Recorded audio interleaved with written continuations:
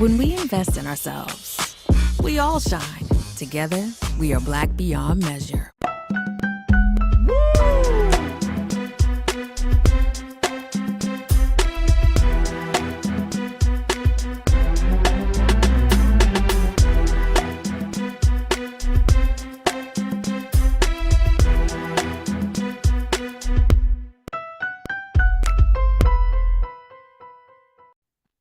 All right, folks, welcome back to the culture here on the Black Star Network. As you see, I am outside today as we're just doing a lot of moving around here. So I thought, hey, let's do the show from outside. I see my big brother Roland. He does from so many different places. I was like, let me follow in his footsteps a little bit out here in beautiful Los Angeles, California.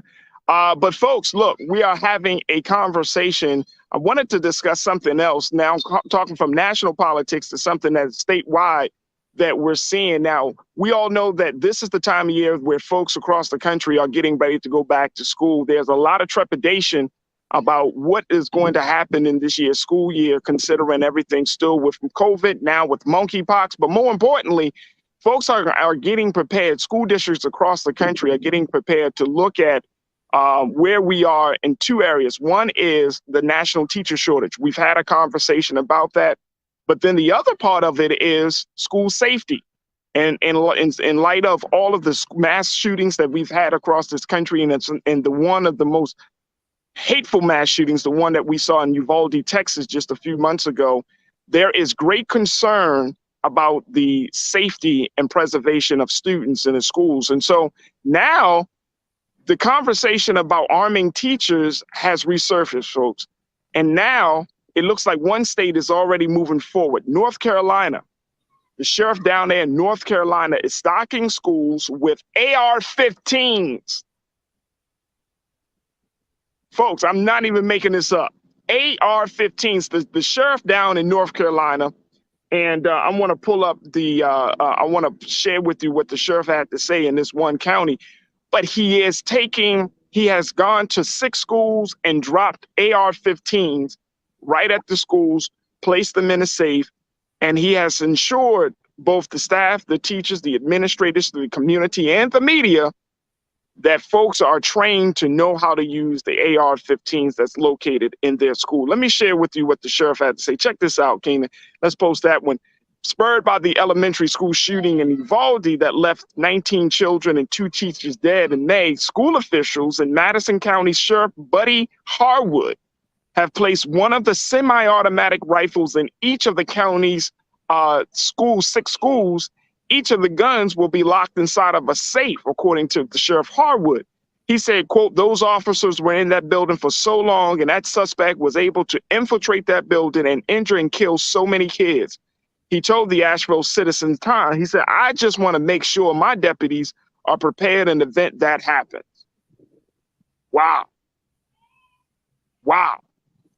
Sheriff Harwood has decided to take matters in his own hands. And he said, bump the national conversation, bump the concerns that teachers have about having a gun in the school, bump the fact that you might have a student that may get access to that gun, bump the fact that, that even though you have training, it still requires more training, that once a situation really does happen, person's human instinct, their nerves, and all of that can kick in a moment of fear. All of that. Bump all of that. Let's put an AR-15 in the school, put it in a safe, and make sure that we protect our children. Now, on one end, here's the thing, and I want to bring back my culture crew. We've now been joined by Iman Heath, who is an entrepreneur and an activist, and we have been talking to Lise Winnie, who is the host of Millennials Anonymous podcast. Ladies, Iman, good to see you again, sis. Thank you so much for joining us. All right, so here's the thing. On one end, I get where the sheriff is coming from. I think he makes a valid point, right? Like the way, we all know about the great fumble of Uvalde. We know that 350 plus officers, 19 children were still killed by the hands of one man, even though you got 350 plus officers on the scene. Mm-hmm. We understand that should never, ever happen again. I'm totally with you there, Sheriff. Where I'm stopping the car at, Iman, where I'm pumping the brakes a little bit is you dropping a semi-automatic weapon in the school, man. I disagree. I think it's this is a be damned if you do, be damned if you don't situation. But I do feel it's better to be proactive than to be reactive. Even though this will require more training, I would rather them be prepared for that situation than, as we saw, police waiting outside until they feel better, or I looked at it as things died down. How can you do that when you have a hostile situation like that? But I think it's much better. But I do think this should require teachers to take a psych test just to see where that mental health is, because on the opposite end of this, even though it is there to keep students safe or help in that situation if it happens, you do have these manic teachers who, if they get to a certain point, they may lose it and snap. And next thing you know, they have the AR-15, they're used as a weapon against the children or other teachers. You don't know where people's mental health is these days. So I think it's a hard scale to weigh, but I would rather have them in the school rather than not. All right, so why not put them in a place like if a person is coming into a school like we saw with with Ramirez down in Uvalde. He came into the school. It only took him a matter of minutes to do the damage that he did, right? It wasn't a long time. So I'm thinking, even if the gun is this AR-15 is in the main office, to have the instinct to run to the office, to risk moving around when you have an active shooter on campus, to run to the office, unlock the safe, go through the whole process, load up the gun. Now you going after her. Are you going after this active shooter? Are you like the plan seemed very, the plan seemed patchwork to me. So what would be, there's no other solution than to have officers there on the outside. We've seen that. We've seen them on the outside do a damn thing. But every officer, and that would be my solution. If my solution is, if teachers are running to get the gun, it's a chaotic situation, right? And my solution is, if you have in Baltimore, we had resource officers, individuals, they were like school police, right? But a little bit more tampered down, but they had the certain skills to deal with things. My point is, you have people who work on these school sites that can handle a situation like that, right? Because the teachers, you can't put that on the teacher. I mean, that's just one, it's not fair. And two, they're not trained for that type of stuff.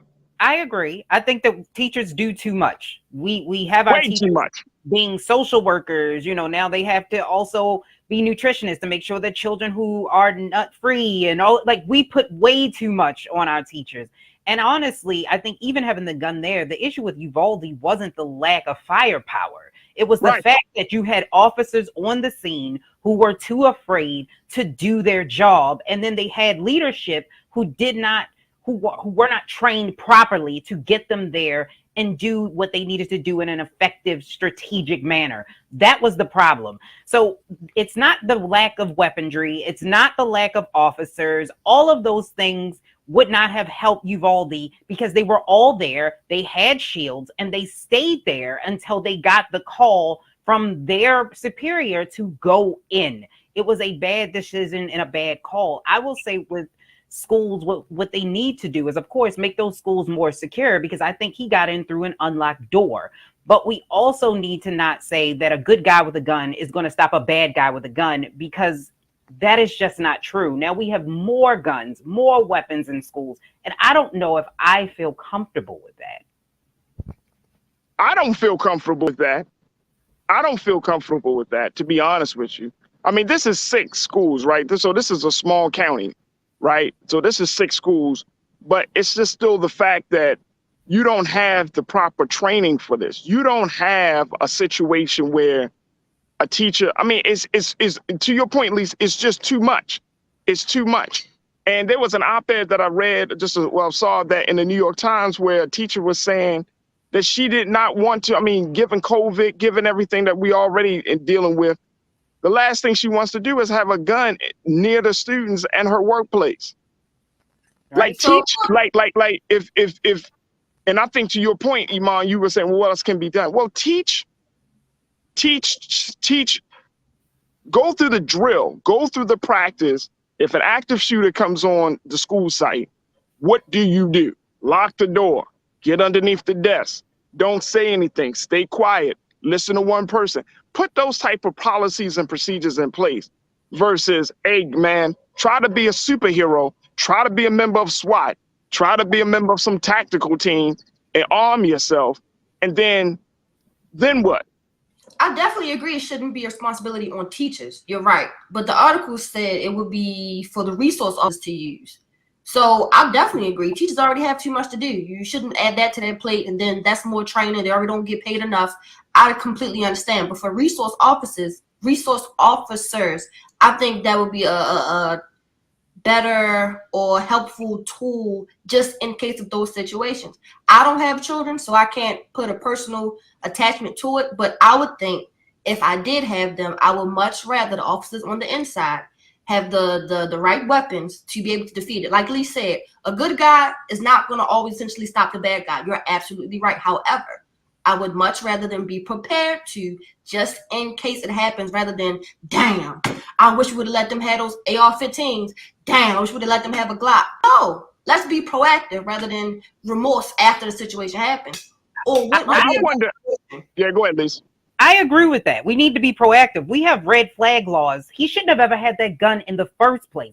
If they would have had those rules in place, he wouldn't have gotten them. The same thing with Buffalo. They had red flag laws in New York and they did not use them. We have all of these things in place that will stop people who should not have guns, who are mentally unstable, from accessing them. But yet they are able to go through these loopholes and get these weapons anyway.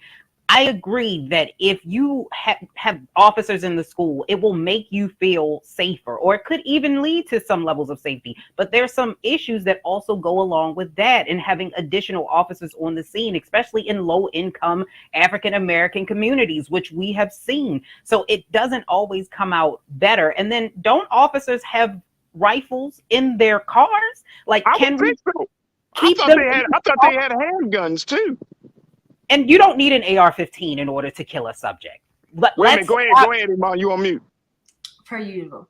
Some officers, I do know, they do keep, they are able to keep their weapon on them. But most times, from my research, they have to keep, they have their own office. They have to keep the ammunition in one area, just like you would if you at home and had a firearm. You can't have it in the same. It can't be inside of the gun unless it's actual police officer.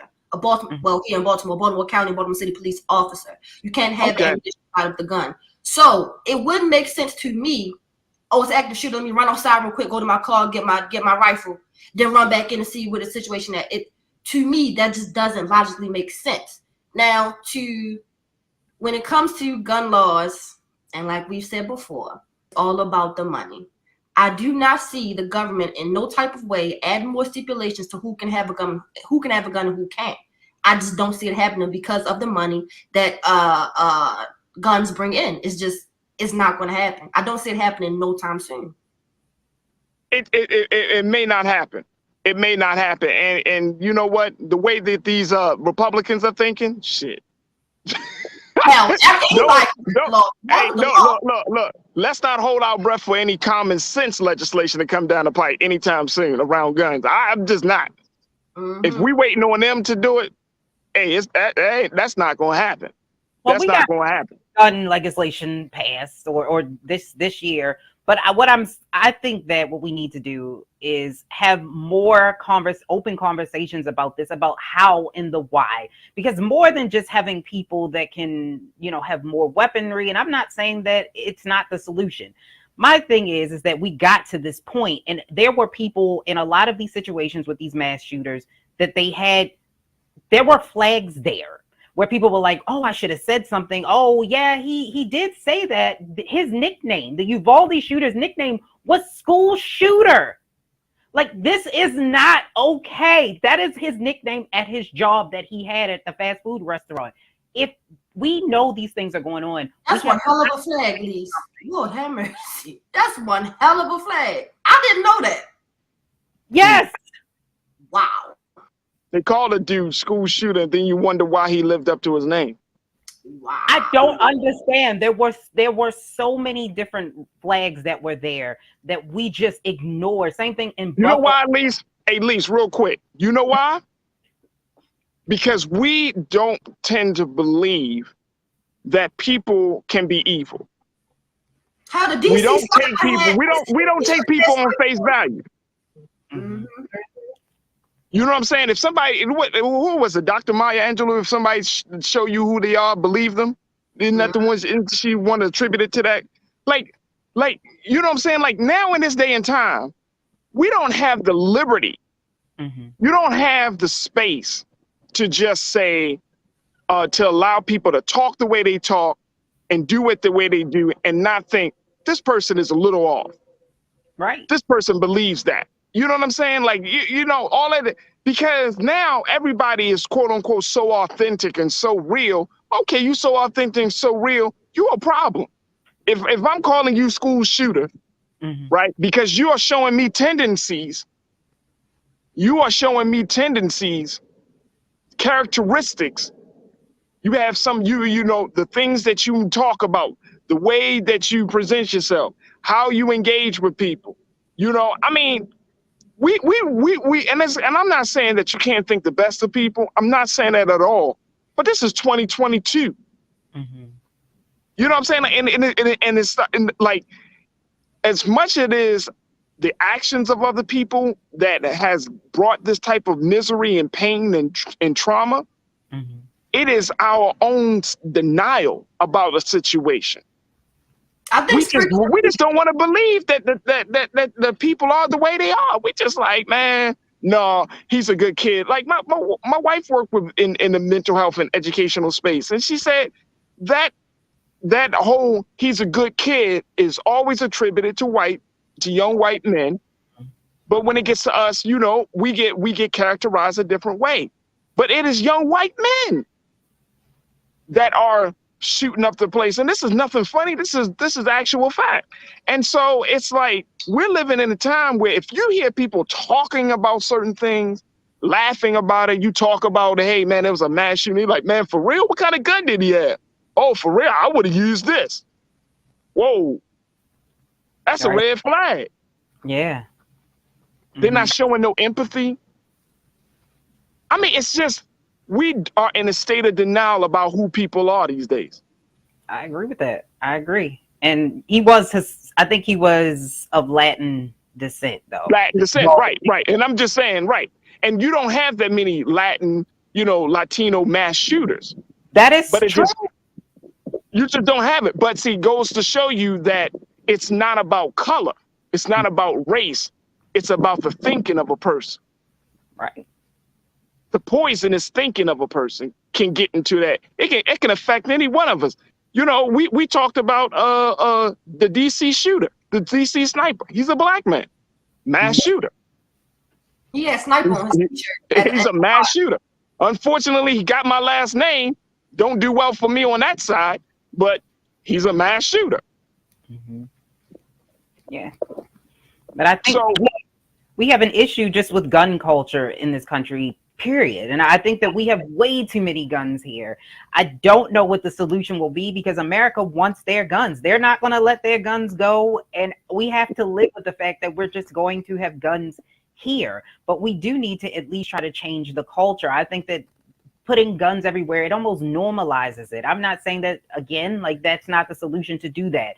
I'm not a strategic crisis management person for the school system. But what I'm saying is I feel like it normalizes the guns and seeing it. The kids see it's like a militarization of kids. You see people walking around with guns. You see police officers. It's like, oh, this is normal. Oh, everybody should have a gun. And I'm like, we shouldn't live in a society or culture where everyone needs a gun. Yeah.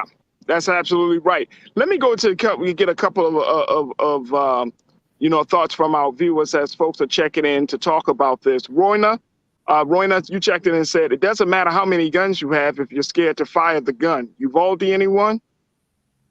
Yeah, that's a great point. That is a great point. Rashida, you checked in and you said that means these teachers will be gunning for our black children because they're scared of our children. I hope not. Now this is probably, I don't know, I mean, for lack of a better term, Lisa and Iman, this is the school's AR-15. No, so this is not, and again, this goes to the resource officer. So this is not like anybody can get it, but it's the conversation of having guns in the classroom gets closer and closer to possibly becoming a reality. If you bring in an AR-15 and put it in the main office, then it's only a matter of time then people are going to try to justify taking that AR-15 and bringing it into the classroom. Tiana, you said, who the hell thought this was a good idea? Were you afraid, Tiana? When you're afraid, you're not thinking through stuff. And I get that. But when you're afraid, you just react. You know what I'm saying? Your approach is reactive. Man coming in here shooting at people, let's put a gun in the school so that y'all can shoot back.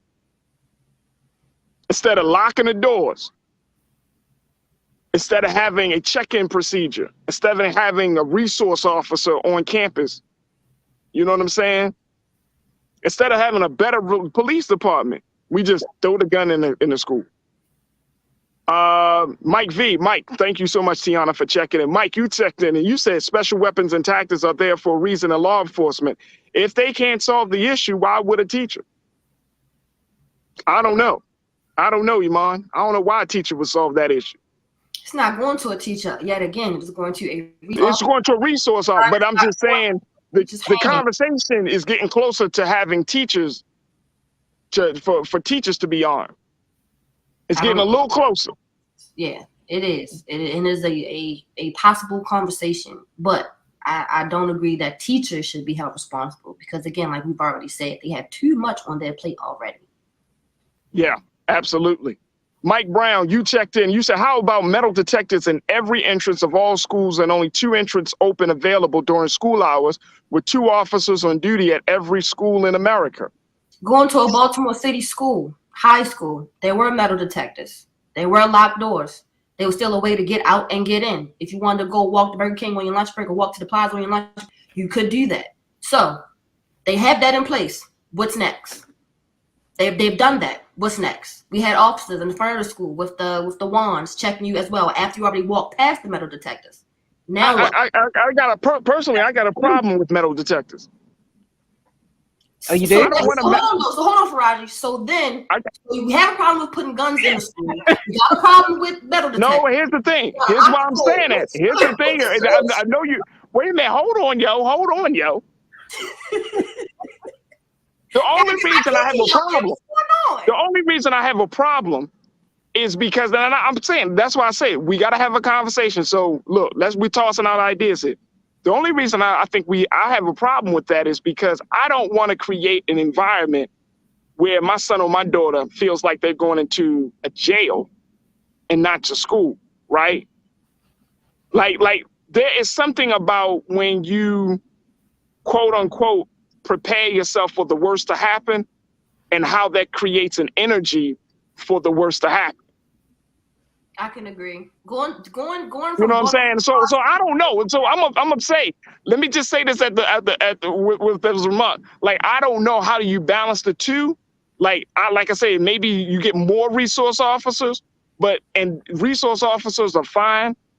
But there's like, for example, here's what I think we need to look at. My son went to a private school. Mm-hmm. I hardly saw a police officer at the private school. Open air. May God, and I hope nothing ever happens to the students at the school, right? Open air. There's something in the thinking. Because guess what? The private schools are predominantly white private school, right? Well, in a good area, right? Mm-hmm. It's just something that people just don't think. I'm gonna run up in this predominantly white private school, especially if you're a black person. You just don't. It's like something ingrained in us. We're not running up in white neighborhoods and white schools to commit murder. We're just not doing it. We're just not doing it. And I'm not. And this is not a joke. I'm being very serious. That the conditioning of us is that we just don't do that. We know in Baltimore there are literally streets, and I'm sure they're like this in cities across this country. There are literally streets where you might have one street that divides the neighborhood. Oh, this is the white neighborhood. This is the black neighborhood. All this crime and madness is happening on the black neighborhood. But no, it's like, it's ingrained in us. You cross this street, bruh. You can see the redlining in places like Baltimore and Philly. You can see Philly, Chicago and Detroit. When you cross the tracks, that whole cross the tracks mentality, we're so conditioned that we just don't like the thought of it. It scares us. Like, man, I ain't running up in this neighborhood and doing no madness like that. Man, they'll shoot you and kill you, but you do it in your own black neighborhood. But I think that's also the thing, because I think the way that we talk about school shootings is different. If it happens in a predominantly black school in an area that is higher crime, we just say somebody got shot. We don't do it the same way you would in a school that has in a better community or a lower crime community. We don't talk about it that way. It's not even like a big deal. It's just like somebody got shot and we just move on. So it's all the way that we view our schools and we view our students and the people in those communities. I think that's part of it as well. Huge part of it. Huge part. I want to get one more. Let me get one more in. Man H, you said, let me see, make sure we got this. Man H, you talked about, okay. And them school resource officers were stereotyping our kids. Come on, y'all. You seen all them videos of cops overdoing things to our kids. Okay. Okay, so let me give that, let me pose that to my dynamic panel. If the school resource officers don't handle our children right as it is right now, Iman, how do we reconcile that? That's a great question. And the only way to do that, I would think logically, to have maybe not parents of the students, but maybe volunteers help come in to ease that barrier, to not make it feel like it's. I've seen a school, I don't remember where it is, but it's like black men come in to volunteer. They all parents, students. I've seen that. Come in to help the children, you know, make sure they get to class and things like that, blah, blah, blah. Show great examples of what to do as far as how to conduct yourself in school. Other than that, I don't know. I have a different experience with resource officer. I don't have the same experience. If I got put out of class, he'd tell me, go sit down in the office until it's time for you to go to lunch. That was my experience. I didn't witness him mishandling us as brown children, but it does happen. So it's a double-edged sword. Be damned if you do, be damned if you don't. But it's, other than volunteer, it's, what else can we do? That's and I think that with the point that you're making as we wrap up, the point is, and I think you're making an excellent point.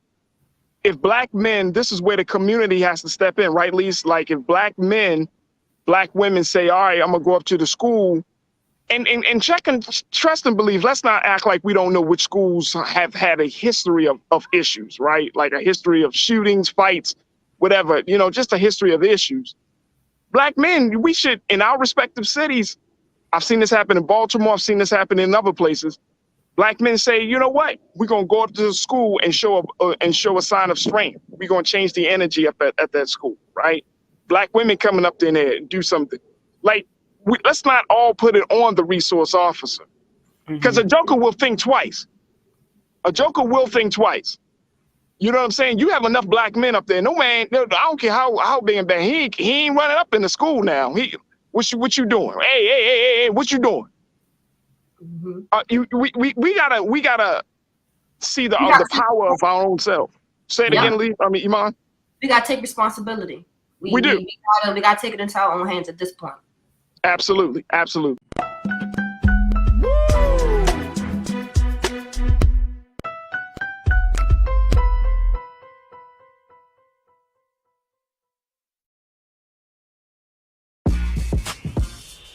When we invest in ourselves, our glow, our vision, our vibe, we all shine. Together, we are black beyond measure. Pull up a chair, take your seat. The Black Tape with me, Dr. Greg Carr, here on the Black Star Network. Every week, we'll take a deeper dive into the world we're living in. Join the conversation only on the Black Star Network. I'm Deborah Owens, America's Wealth Coach, and my new show, Get Wealthy, focuses on the things that your financial advisor and bank isn't telling you but you absolutely need to know. So watch Get Wealthy on the Black Star Network.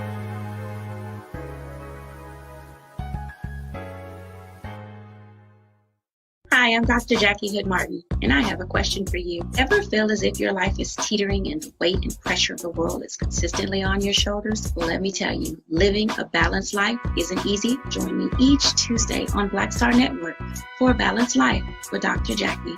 We'll laugh together, cry together, pull ourselves together, and cheer each other on. So join me for new shows each Tuesday on Black Star Network, A Balanced Life with Dr. Jackie. Hatred on the streets, a horrific scene, a white nationalist rally that descended into deadly violence. White people are losing their damn minds. An angry pro-Trump mob storms the U.S. Capitol. We're about to see the rise of what I call white minority resistance. We have seen white folks in this country who simply cannot tolerate black folks voting. I think what we're seeing is the inevitable result of violent denial. This is part of American history. Every time that people of color have made progress, whether real or symbolic, there has been what Carol Anderson at Emory University calls white rage as a backlash. This is the rise of the Proud Boys and the Boogaloo Boys. America, there's going to be more of this. Here's all the Proud Boys, guys. This country is getting increasingly racist in its behaviors and its attitudes because of the fear of white people. The fear that they're taking our jobs, they're taking our resources, they're taking our women. This is white fear.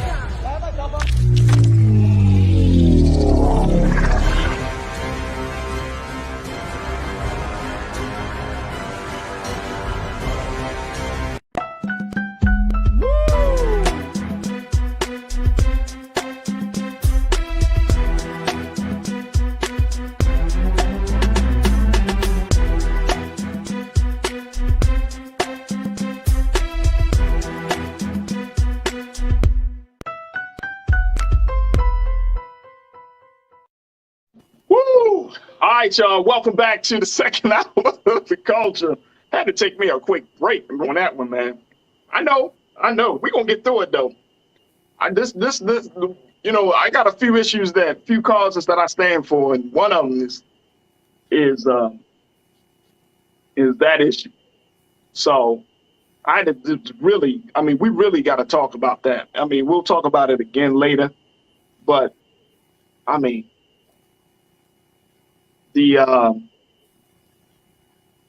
man, our sisters, man, our girls, man, they deserve better from all of us. Black women, black girls, they all deserve better. They all deserve better. So we'll certainly bring up certain elements of this case as this trial continues to move ahead. But even though I get upset, it don't mean I'm gonna stop talking about it, because we gotta purge. We have to purge our community of this madness, of this disease, because it's really affecting us. If you haven't personally experienced, and I hope you never do, or if you don't know somebody that has gone through an experience of sexual abuse and violence, that weighs on your soul. I ain't talking about on your mind and just your body. I'm talking about the very essence of who you are. So that's why I'm passionate about it, just because you don't need it. It just disrupts people to the very core of who they are. So we will continue to talk about it. I don't care. I don't care how uncomfortable it might be for some of you. I don't care if you don't even support what we say on this platform. None of that matters. I'm going to talk about this. And if you're not riding with that, that's certainly fine. But at the end of the day, we got to create a space for that dark secret that has really affected and infected Black families all across this country. That secret going to be made known. I'm telling you, trust and believe me, folks, not running from that conversation. R. Kelly, Bill Cotton did not run from none of that. So if you don't want to support, that's fine. But guess what? The culture is not going to run from that. We're going to continue to talk about it. We got to move forward from it because too many Black girls, Black boys, and Black women in particular have all been affected. And I want to see us in a space of healing and growth. All right, folks. Let's shift gears a little bit here, folks. I wanted to have a conversation. I want to bring back Culture Crew member Lise Winnie, host of a Millennials Anonymous podcast. Lise is always with me when I'm getting through those moments, man. Yeah. Yeah, we've seen a few. We've seen a few. But it's good to be passionate about. I think I'm bad. I ain't never seen nearer. Well, it's good to be passionate. Hey, man, we don't play about that. We just don't play about that. But look, let's switch gears a little bit because there was a story that I saw, at least, that I thought was pretty interesting around political attire, political apparel. And there was a report that came out from Bloomberg that just announced, and take a look at this, folks. Keenan, let's put that first quote on there, that how Whole Foods restricted the workers to wear Black Lives Matter apparel because of unionization fears. This is very, very interesting, and I wanted us to have a conversation about it. According to a Bloomberg report that has just come out, it claims that Amazon-owned Whole Foods started a ban of any clothes that their workers could wear, showcasing support for Black Lives Matter movement. This is despite Amazon founder Jeff Bezos saying publicly he was for it.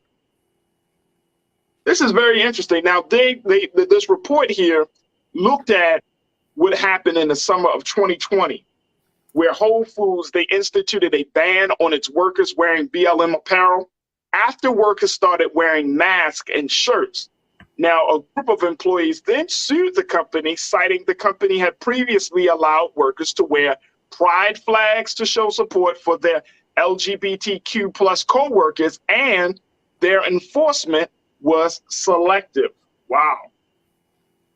As a result of that, Whole Foods had implemented a broader ban in October of 2020, prohibiting their employees from wearing any kind of logo, slogan, messaging, flags, or any type of symbol.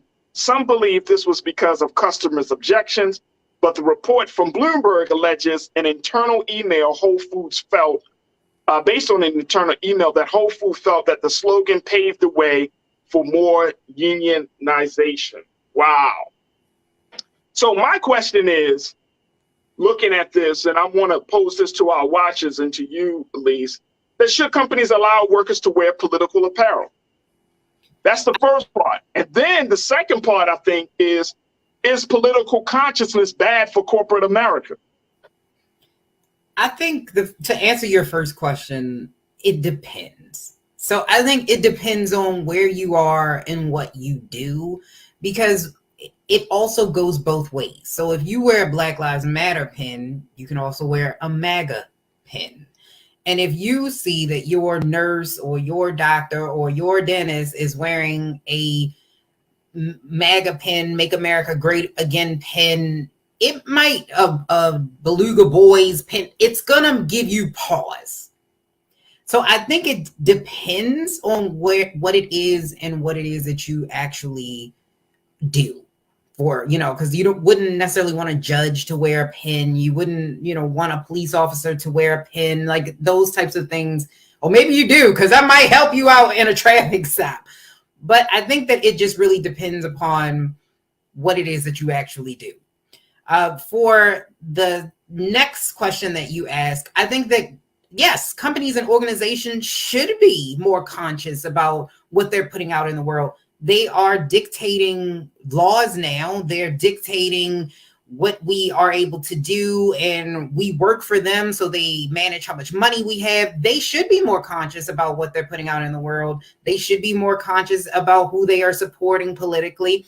I agree that they should be more involved in these issues, at least to give back, especially if you have a large amount of employees who are engaged in a certain topic. But I think that it is a slippery slope for corporations and businesses, because at the same token, as you helping one, it's capitalism. So they don't want to lose out on customers and on money. So it does put them, it's a double-edged sword, because we saw this again with Starbucks. I think Starbucks did the same thing, where you could wear the LGBTQ pins, but they didn't want you to wear the Black Lives Matter pins.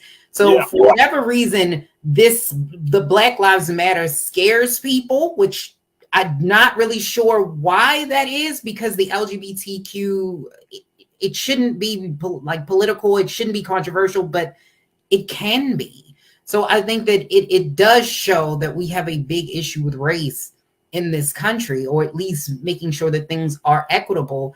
And they are afraid. Andy Jassy, who's the new CEO of Amazon, they do not want you to unionize. Jeff Bezos did not want a unionization in their company. And with Black Lives Matter, there's a big movement behind it. And I think that's where the fear was, because in 2020, things were moving, things were changing. They were pushing people to make things change. And I think that's what scared them.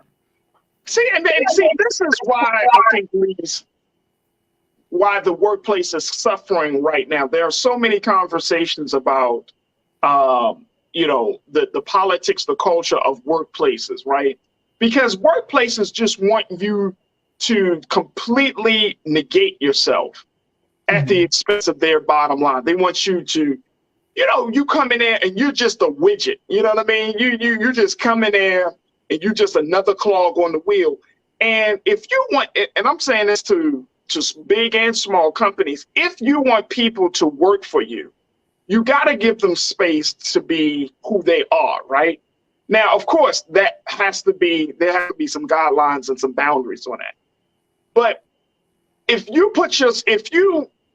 when I look at Whole Foods, most people would think that Whole Foods is this very like artsy, very liberal, very, be yourself type of space, you know what I'm saying, who welcomes the voices of all communities, whether you are Black, whether you're brown, whether you're part of LGBTQ. I mean, they probably have Stop Asian Hate posters in some of their stores and all of this stuff. But then you want to operate, you give this image that you are like this very all-inclusive, open brand, but then you want to, behind the scenes, it's like, you're super conservative, you got to wear your hair a certain way, you got to wear this type of thing.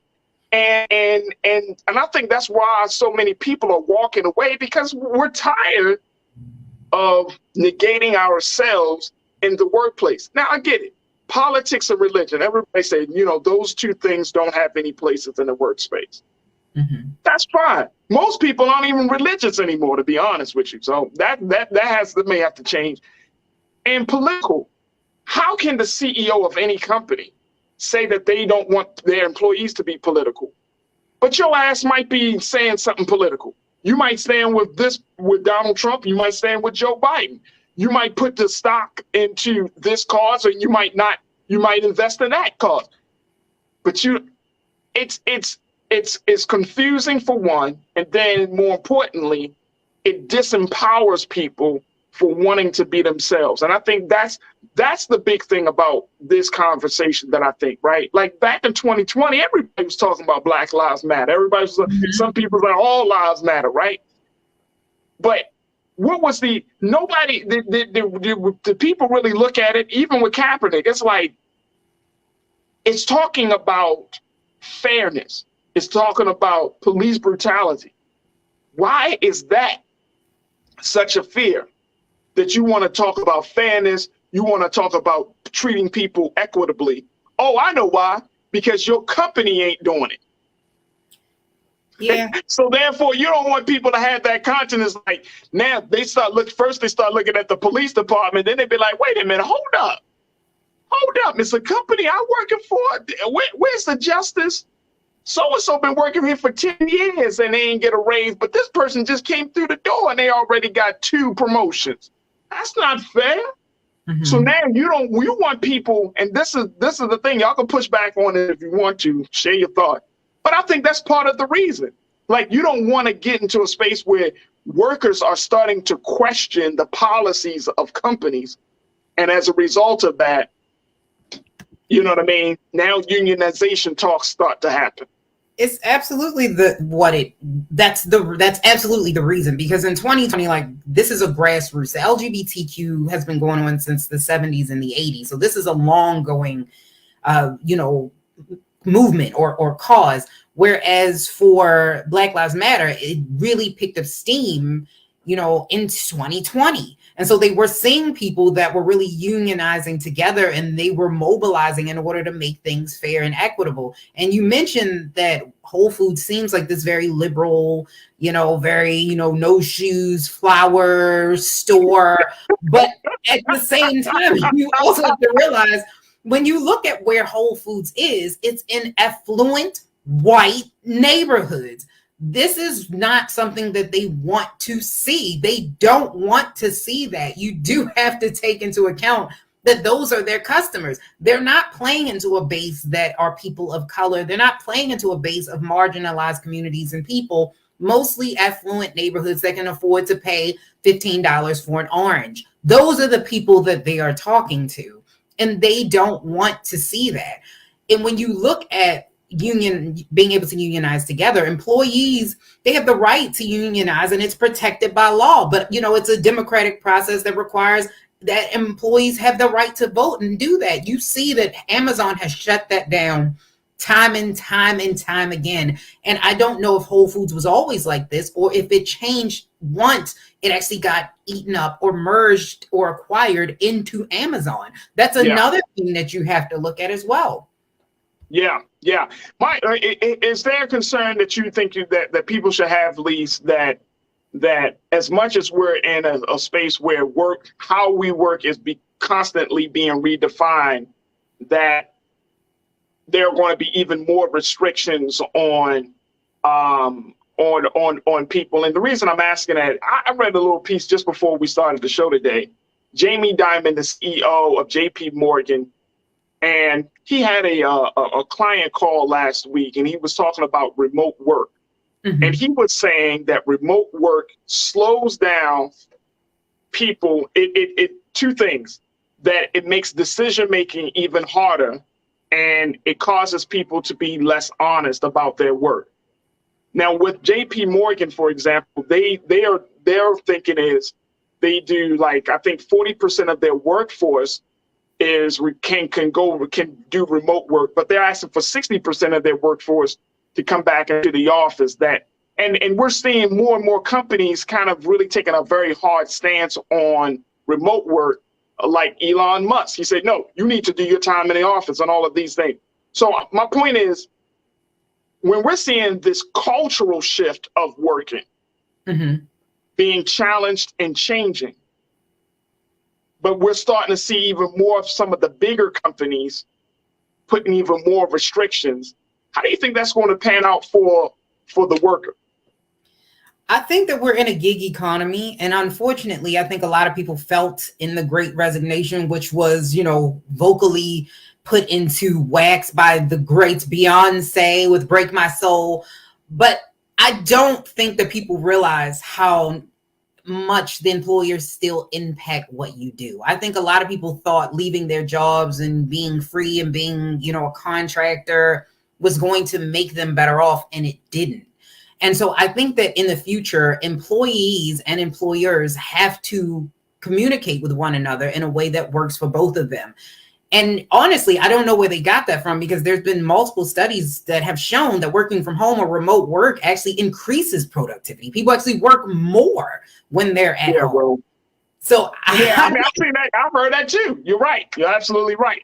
So I don't know where he got that from. I think there's a lack of control, of course, when an employee is at home or remote and you can't watch everything that they do. But I think that this will change in the future. And I think you will see more employers offer remote work because they need to attract and attain and retain employees. Right now, it is hard to get employees to stay, and it is hard to get employees to come in and to apply for jobs. So right now, we're seeing like this holdout, which honestly, people thought that they had the upper advantage, but when they looked at the data, they did not. So it is impacting people. People are struggling even more. They don't have health care. They don't have benefits. They're not saving for retirement now. There's a lot of things that impact the workers, and the employers actually in this phase actually got more control because now they impact how much you make and control what you can and cannot do on a larger scale, because now a lot of people had to go back into the workforce and they were more desperate.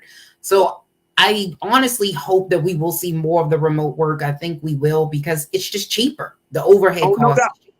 No doubt. All right, let's go to some comments from our watchers, folks checking in. Taylor, you said, do Whole Foods staff have uniforms? The end.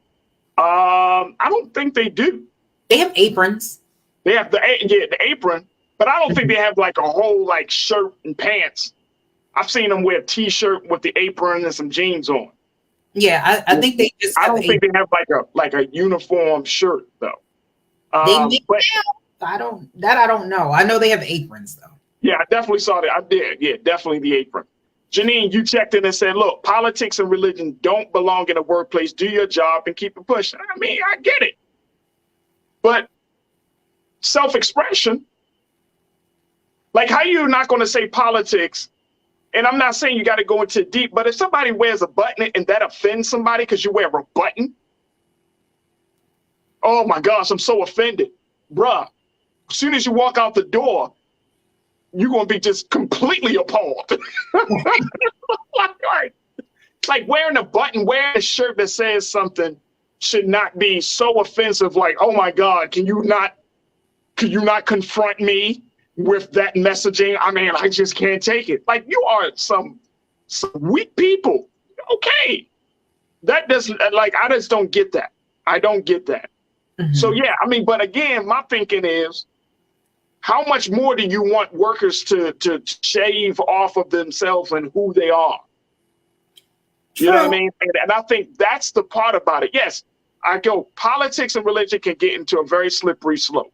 So we could definitely need some guidelines, but you know, you're asking for people to work longer hours or work even in spite of public health issues. You're asking, you're not paying people enough for what they're worth. You're dictating how they should, you know, act and how they should, you know, operate within a given space. And then when national moments like what we saw in 2020 come up, it could happen now, right? When national things come up, you know, you don't give people the space to just simply express themselves, especially when the CEO comes out and says, I'm publicly for it. Like, that's the most ass backwards thing. Yeah, and in 2020, I think Jeff Bezos had stepped down or was getting ready to step down. I think Jassy was in control at that point. But I think, well, Jeff Bezos does a lot of things that contradict themselves. Let's just call it what it is.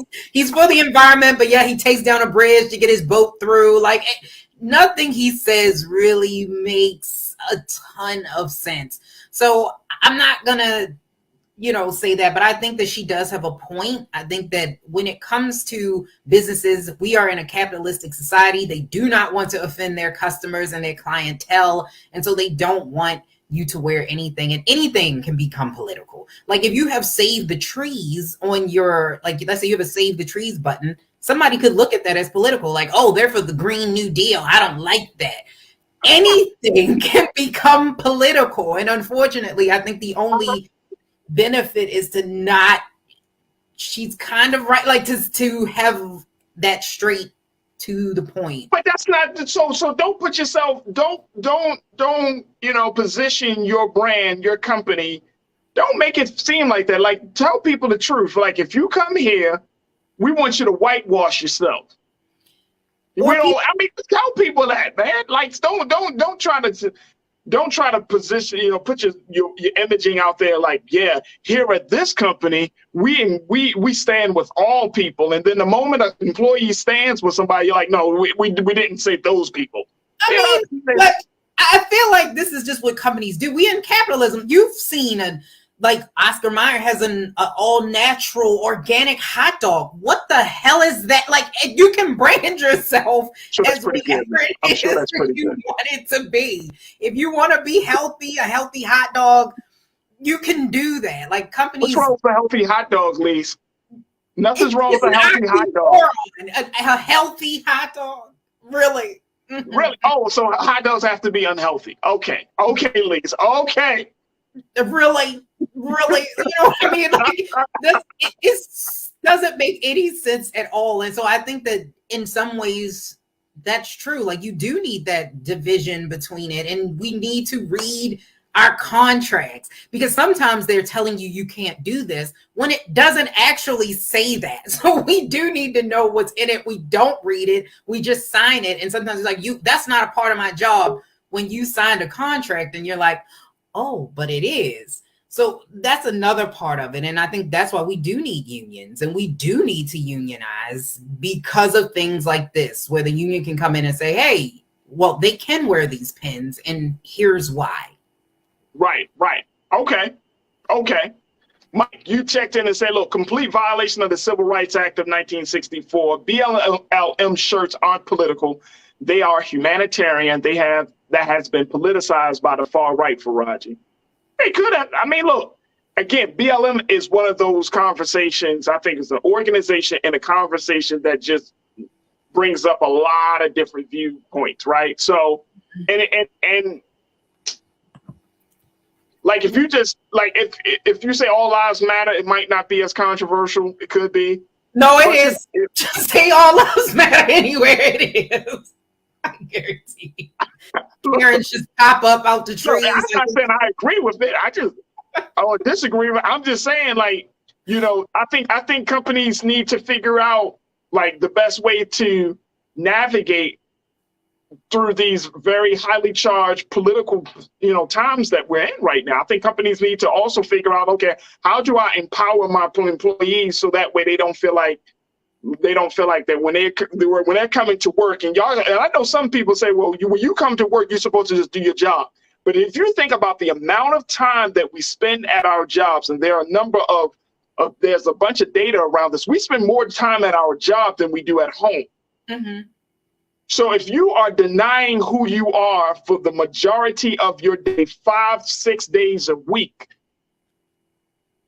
how are you going to feel if you worked at a job at 1 year or 2 years or 5 years? You're going to not feel, you're going to be a shell of your former self. You're going to be so conditioned to deny who you are. You're going to be so conditioned to not think about the way the world is working. Like, there has to be a balance between that. You can't, jobs shouldn't expect all of you. And you know, you ever, and at least I'm sure you probably come across these individuals.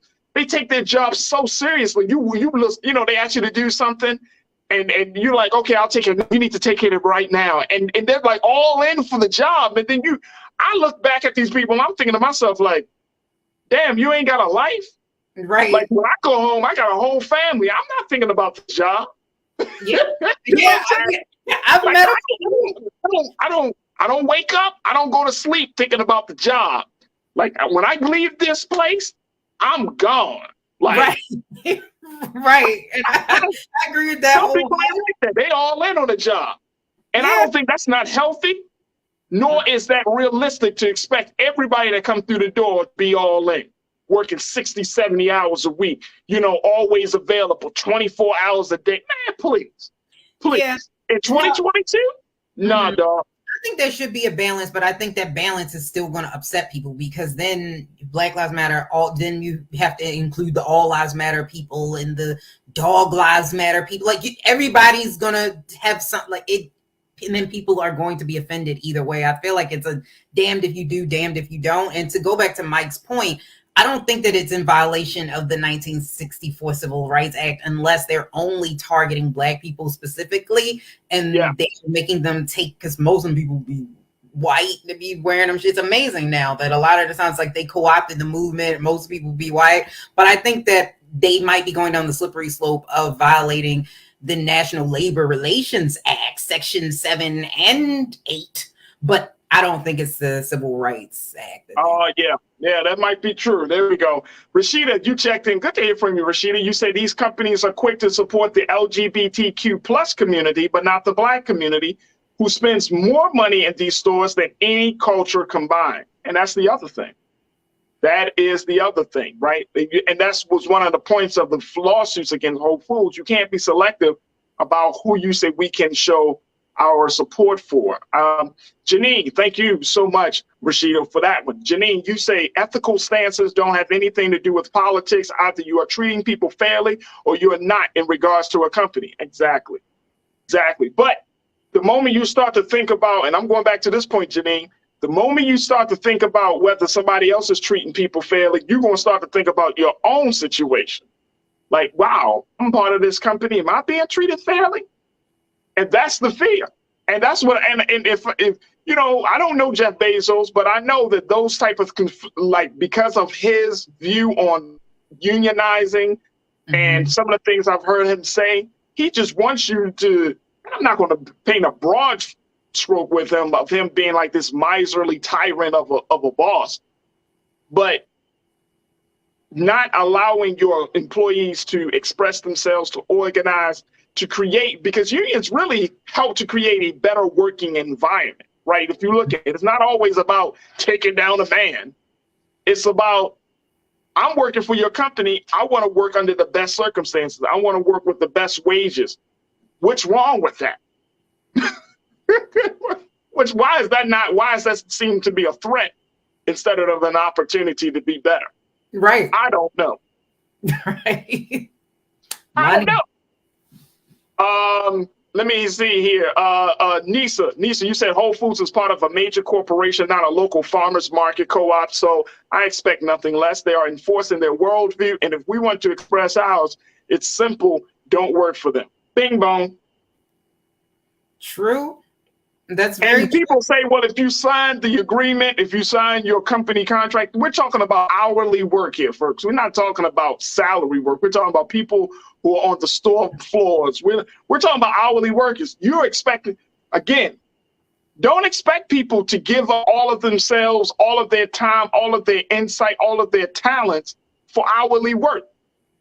So you expect people and you pay them $12 an hour. Okay, might pay them $15 an hour. That still ain't enough. Or minimum wage hourly work, because you could get paid $100 an hour, but which is a lot of money. But minimum wage hourly workers should have some freedoms, something to keep them there. You want your employees to work hard for you and to work for a long period of time. They're not gonna do that. Yeah, they're not going to do that if they feel stifled and they can't eat and they can't have vacation. So you're going to stifle my self-expression. You're going to pay me this BS wage, right? Mm-hmm. And you want me to come to work every day and have a smile for people who are quote unquote complaining about who I am and how I do my job. But you want me to smile. You want me to smile. Mm-hmm. Yeah. Please. That's why I'm sure you probably read this too, Lise. That's why millennials and Gen Xers and all them folks are just saying, no, we're not doing it. You get 1 year of my life, 2 years max. Then I'm on to the next thing. Yeah, and I think you're gonna kind of go into that later on in the show about them kind of like slowly putting up the church finger and walking out the door. So. We got to talk about that. Let's talk about that. All right, look, I got to take a quick pause. When we come back, let's talk about a phenomenon that you may not have known is a phenomenon, but you actually probably have actually done it yourself. Have you started quiet quitting at your job? You might be wondering, what is that? I'll share with you the details. I know Lisa's done it at her job. I could just tell she's one of them quiet quitters. Let me tell you, I'm a quiet quitter as well. So are you a quiet quitter? We'll have that conversation. And of course, I got trends, posts, and doing posts. So stay with us. That's all coming at you in the final few minutes of today's show here on The Culture, right here on the Black Star Network.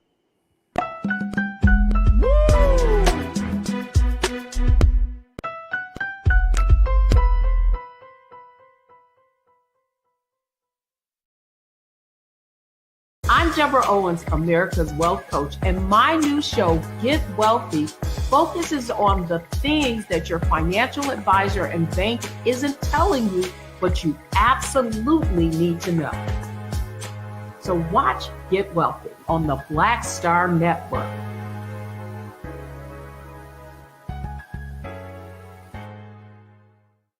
When we invest in ourselves, we all shine. Together, we are Black beyond measure. Hi, I'm Dr. Jackie Hood Martin, and I have a question for you. Ever feel as if your life is teetering and the weight and pressure of the world is consistently on your shoulders? Well, let me tell you, living a balanced life isn't easy. Join me each Tuesday on Black Star Network for A Balanced Life with Dr. Jackie. We'll laugh together, cry together, pull ourselves together, and cheer each other on. So join me for new shows each Tuesday on Black Star Network, A Balanced Life with Dr. Jackie.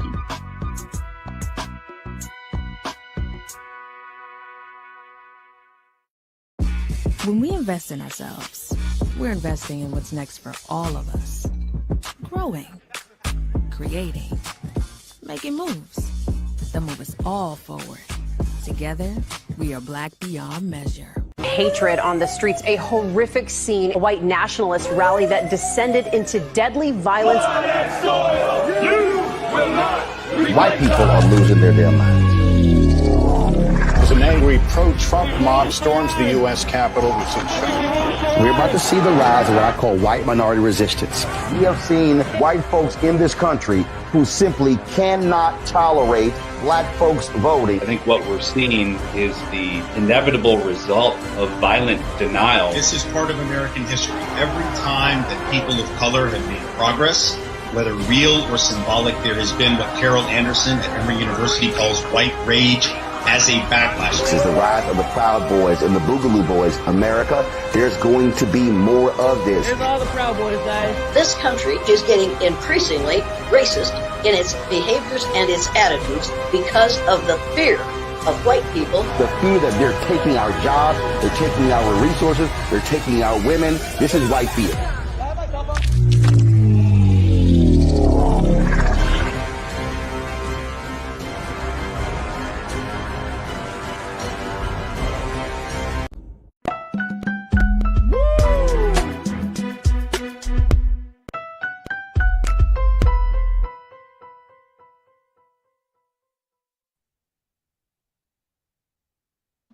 All right, folks, welcome back to the show. Welcome back to the show. All right, now let's have a conversation about Airbnb.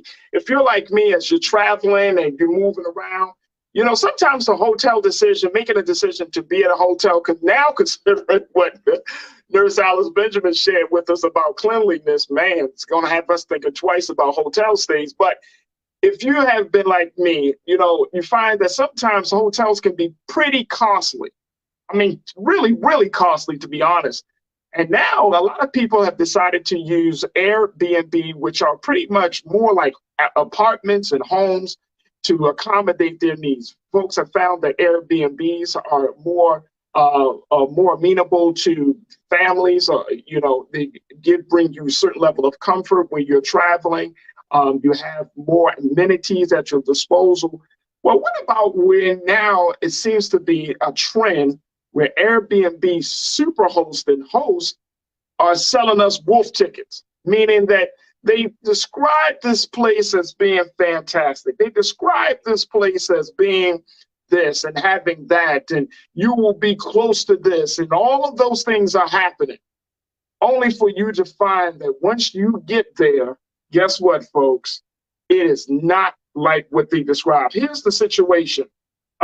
This happened to as one superhost was recently exposed by a TikTok user for telling people that that they were going to have access to a state-of-the-art place. Take a look at this, folks. TikTok exposed this Airbnb host for listing slave quarters. Slave quarters as a cozy stay. The spot had a 4.97 rating, folks, and 68 reviews, which were mostly submitted by white people. This was an Airbnb called the Panther Burn College at Belmont Plantation. Man, oh man, the Panther Burn Cottage, excuse me. And there, the superhost there his name was Brad. He listed the cabin as a 2-guest, 1-bed, and private bath stay. Aside from the fancy LCD smart TV, Netflix access, and other modern amenities, the description of the place includes a watered-down account of the history of the location. According to the Post, it read this: this particular structure, the Panther Burn Cabin, is an 1830 slave cabin from the extant Panther Burn Plantation to the south of Belmont. It has also been used as a tenant sharecropper's cabin and a medical office for local farmers and their families.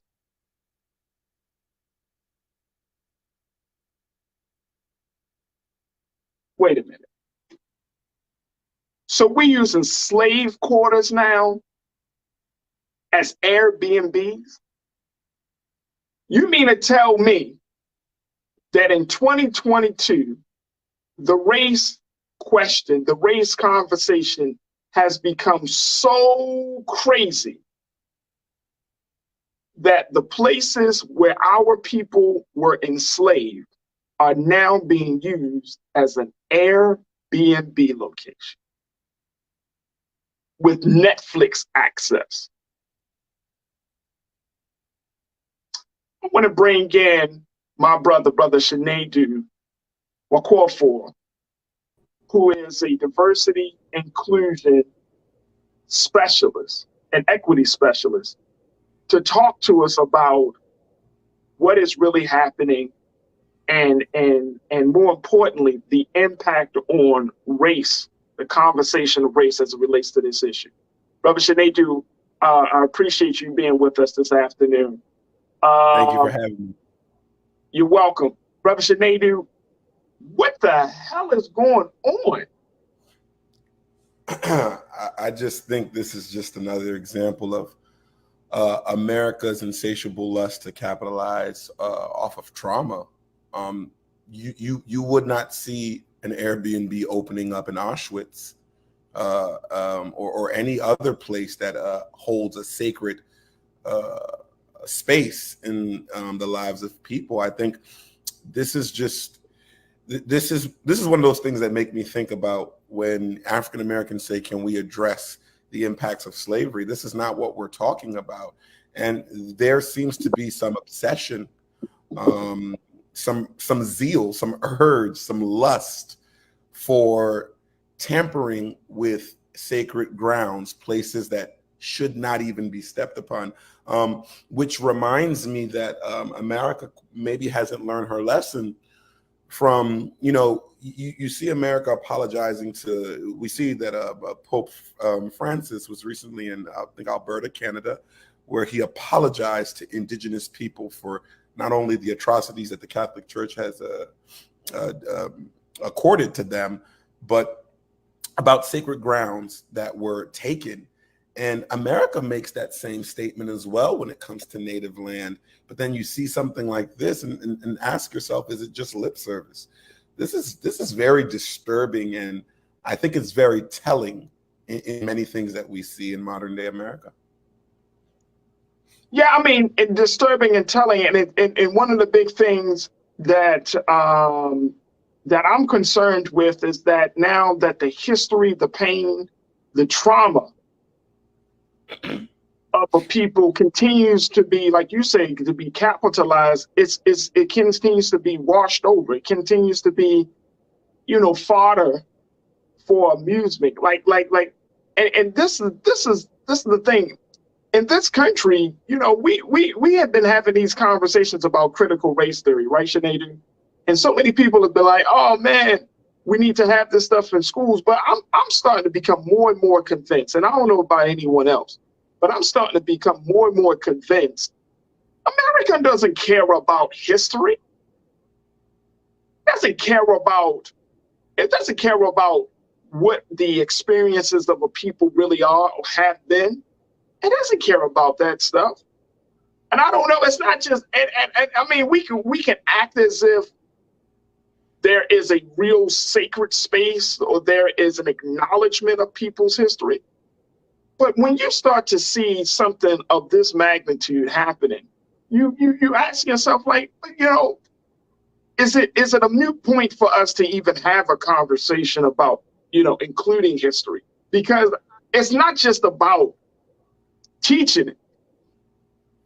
I mean, if you are in America, whether you're white or black, Asian, Latino, if you are in this country, you mean to tell me you don't know anything that you were never taught about the transatlantic slave trade? You never taught that black people were enslaved in the southern parts and in other parts of this country. You mean to tell me you are just that completely oblivious? It's just hard for me to believe. Or is it just the simple fact that you don't care? You don't care about the history. You don't care about the pain. You don't care about the trauma. You don't care about, you know, desecrating sacred ground and using it for capital means. I'm starting to see people for who they are rather than who I hope for them to be. Talk to me, Sinead. Yeah, I think education is the least of the worry, because we were educated to understand that Confederate states lost the battle. However, there's still some level of reverence towards Confederacy and that flag, and you see people who carry it, they carry it with so much respect, honor, and valor. It's just a simple thought of America being very choosy, if you will, towards the history that they think is the one that you should care about. Hence the critical race theory conversation. There's parts of our history that America just does not have an interest in respecting. They'll make mentions of Martin Luther King's speeches, but put no actions towards the words he pontificated. And that just has been America. And quoting Martin Luther King's words, you know, he famously said, you know, be true to what you said on paper. America says one thing and clearly does another. I just think this situation is heinous. I'm glad Airbnb is taking the correct steps, I'm hoping, to solve this matter amicably. But get off of Airbnb for a second. An American, a human being, thought that it would be prudent to rent out a slave quarters that were used to treat people like cattle. And we see America make, back to my example of the Confederacy, when we wanted to take statues down within the last 2 or 3 years, you saw so much people make reverence and say, no, there's no way this could happen. But you don't promote the freedom and respect of America if you do one thing on the left and don't follow the other on the right. To me, it speaks highly on the lack of respect that people have for the struggle that Black people made and the enjoyment. I'm sorry, if you ask me, I would conflate this to the enjoyment that white people used to have of watching Black people get lynched. I don't see a difference here. Brother, I mean, definitely, I definitely get the same vibe, and I think that is the most, that's one of the perfect analogies. It's like, hey, people's pain is you know what I mean, some type of circus act, you know what I mean? Like, oh yeah.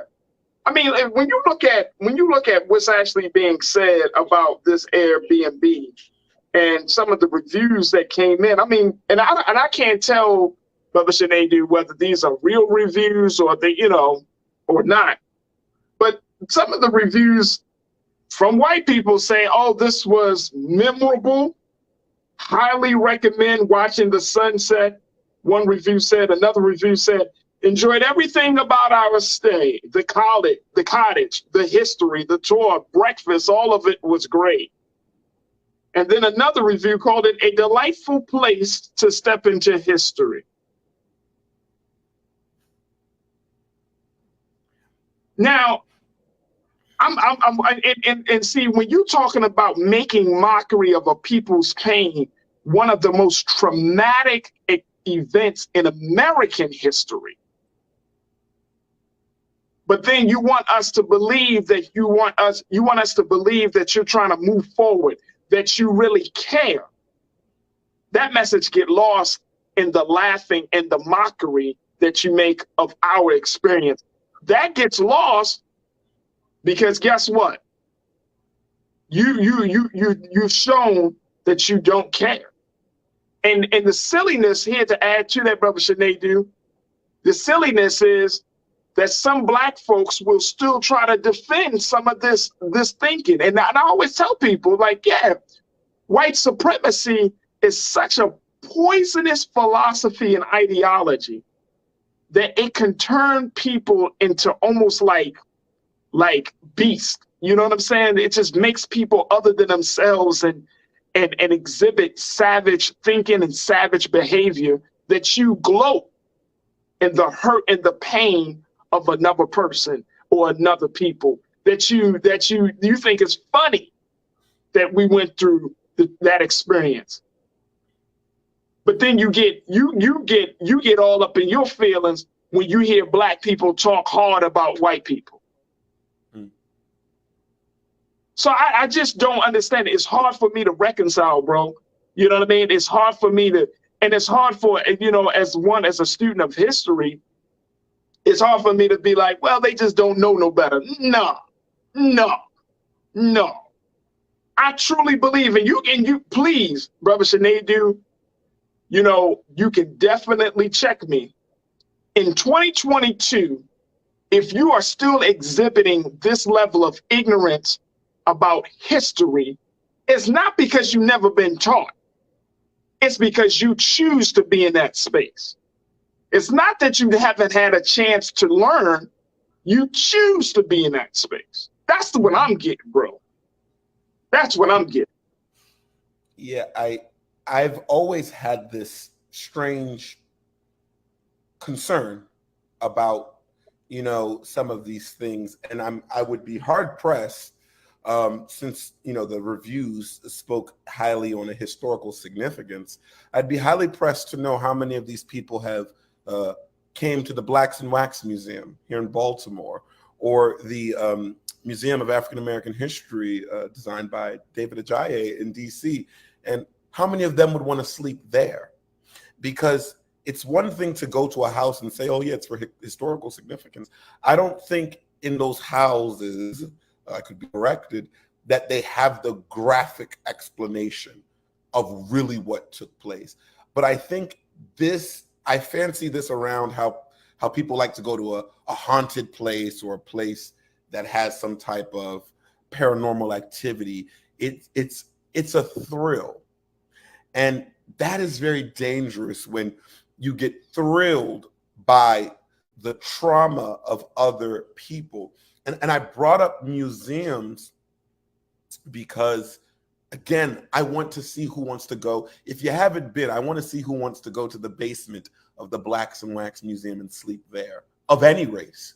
Or better yet, the question is, why are you doing that? There is, let me give you an example. There is Colonial Williamsburg here in the eastern region of the States that is very much known for a lot of American history. I think the Battle of Appomattox was fought not too long from Colonial Williamsburg. And what I find very respectful is they will have places for you to find refuge that are not on those sacred lands. My question is, why do you want to sleep there? What then is your gain? And then you say things about watching the sunset. The people who lived there, who suffered there, they weren't enjoying the sunset. The sun and the moon were their navigational tools to find their ways to freedom. So to trivialize this pain into it's not that big of a deal, it makes me laugh. And if you want to be a student of history, if you are interested of historical significance, may I suggest that for ethnographic research purposes, maybe you move into West Baltimore or on Slauson Avenue, so you can get into current history of what's happening. If you're so interested in knowing the history, let's not always look at what was. Let's go see what is. And if you're really interested, move into those areas. But in those areas, those same people would run out of fear of what could currently befall them. So I call bullshit, first and foremost, that this is just yet another ploy or play in white people's affinity. And Dr. Frances Cress Welsing talked about this, the affinity of white people to be obsessed over blackness as a sense of a commodity. Right back to how much of the funds of that Airbnb is going back to black preservation or black change agent organizations? These are all questions that I'm just curious to know. All questions. All questions. These are very, very serious questions, Brother Shanadu. You know what I'm saying? Like, at the end of the day, these are very serious questions. And it's not just about Airbnb, because this is just like I said, that's just a platform that people use. But the level of ignorance underneath all of the Airbnb drama is the fact that, as much as we want to believe, and I generally don't like to talk about certain stories like this, right? I don't like, because the race conversation can become a very circular conversation. We can talk about the craziness that white people, the things that white people say, the things that white people do. We get all riled up, we get all upset and mad, and then what? It becomes like this, like, all right, we get mad, all right, then we calm down, and then, without any radical change to how we are, right? To radical change in our behavior, radical change to policy. So unless we're going to move the needle forward, I think that's important. The reason I brought this particular story up is because of, one, what we're seeing in the level of fraud that is on these spaces, right? That was once used, it's a simple thing. Hey, you want to rent out a space? You can rent out a space. You don't have to go to a hotel. Now it becomes this racial thing.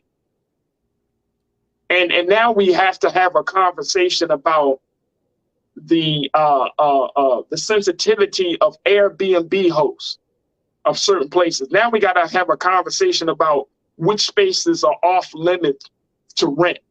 You know what I mean? Like, and people, and this is the poison. I'm going back to this, Brother Shanadu. This is why when we have conversations about race, the poison of white supremacy penetrates and oozes in every single aspect of life. All we were simply talking about is renting a place to have when we go on vacation, when we go out of town. Now, as Black folks, we got to look to see if the damn superhost is a racist. Mm-hmm. You know what I'm saying? Like, you can't run away from this. And guess what? It's not on Black people to fix. How can the oppressed be charged with fixing the oppressor? We don't have any power, quote unquote. We got power, but I'm saying you got no. I hate it. I absolutely hate it. And we got to get out of the thinking and put it the back right on to other white people and say, get your man. You gotta, if you are a good intentioned, conscious white person that you are sick and tired of racism just as much as we're sick and tired of racism, then you better get your man, get your woman. Because we can deal with them, but you may not like the outcome. And if we deal with them the way we want to deal with them, you may be like, well, you want to slow that thing down. You know what I'm saying? Like, because we this is a different generation. This is a different time. We're not going to keep doing this. I'm not passing this madness and this garbage on to my children, man. Mm-hmm. This thing's got to end. Mm-hmm. I mean, just keep it real. This thing's got to end, Brother Shanadu. You know what I'm saying? Like, we're not dealing with this. This shit got to end, man. Yeah. You know what I'm saying? We lost too many good Black people to racist acts, to racist policies, to mockery, to racism, mating jokes. This shit has got to end. Mm-hmm. Yeah, and if I may, I would even put a charge out there. If folks are so interested in history, like, I would like to see that same energy to push towards critical race theory, to push towards things of that nature, since you are so interested in history, because, you know, in my opinion, history is sometimes forgotten when it pertains to certain people, but it's just, again, and I think a lot of times it's been my experience, I would say, that white people love to get a charge out of Black people. And again, I'm attributing that to what I see when police call a Black person boy, or to when slave masters used to whip the enslaved. It was a charge. It was an excitement. The same way that somebody could write a review like that, that seems so joyous and jovial, it can be directly attributed to their ancestral foolishness that existed in this country and exists in this country. And furthermore, you know, I think about an article written by a Black woman, Deneen Brown, with the Washington Post. I helped her co-author that article, and she was talking about the traumas that people see, that Black people, when we watch a Black body being shot in the street by police, what that does to Black people mentally, and how there's a belief that that experience, excuse me, is DNA altering, right? Just like they say slavery is. So to see somebody to then go into that space of unhealed trauma and similarly do the same thing. There are Black people that don't even want to step foot on a plantation because the magnitude of what took place is so heavy. But to be white is to have that sense of authority that makes you feel like you can go anywhere. And that is a geopolitical issue. It's not just about racism. It's this idea. It's funny. They told us in Pocahontas, they said, you think you own whatever land you land on. The earth is a dead thing you can claim. White people have this belief that they can go anywhere, that no place is off limits. And for as long as we, unfortunately oppressed, in my opinion, for as long as we make that okay, of course we can't change them, but we must put the emphasis that you can't cross this.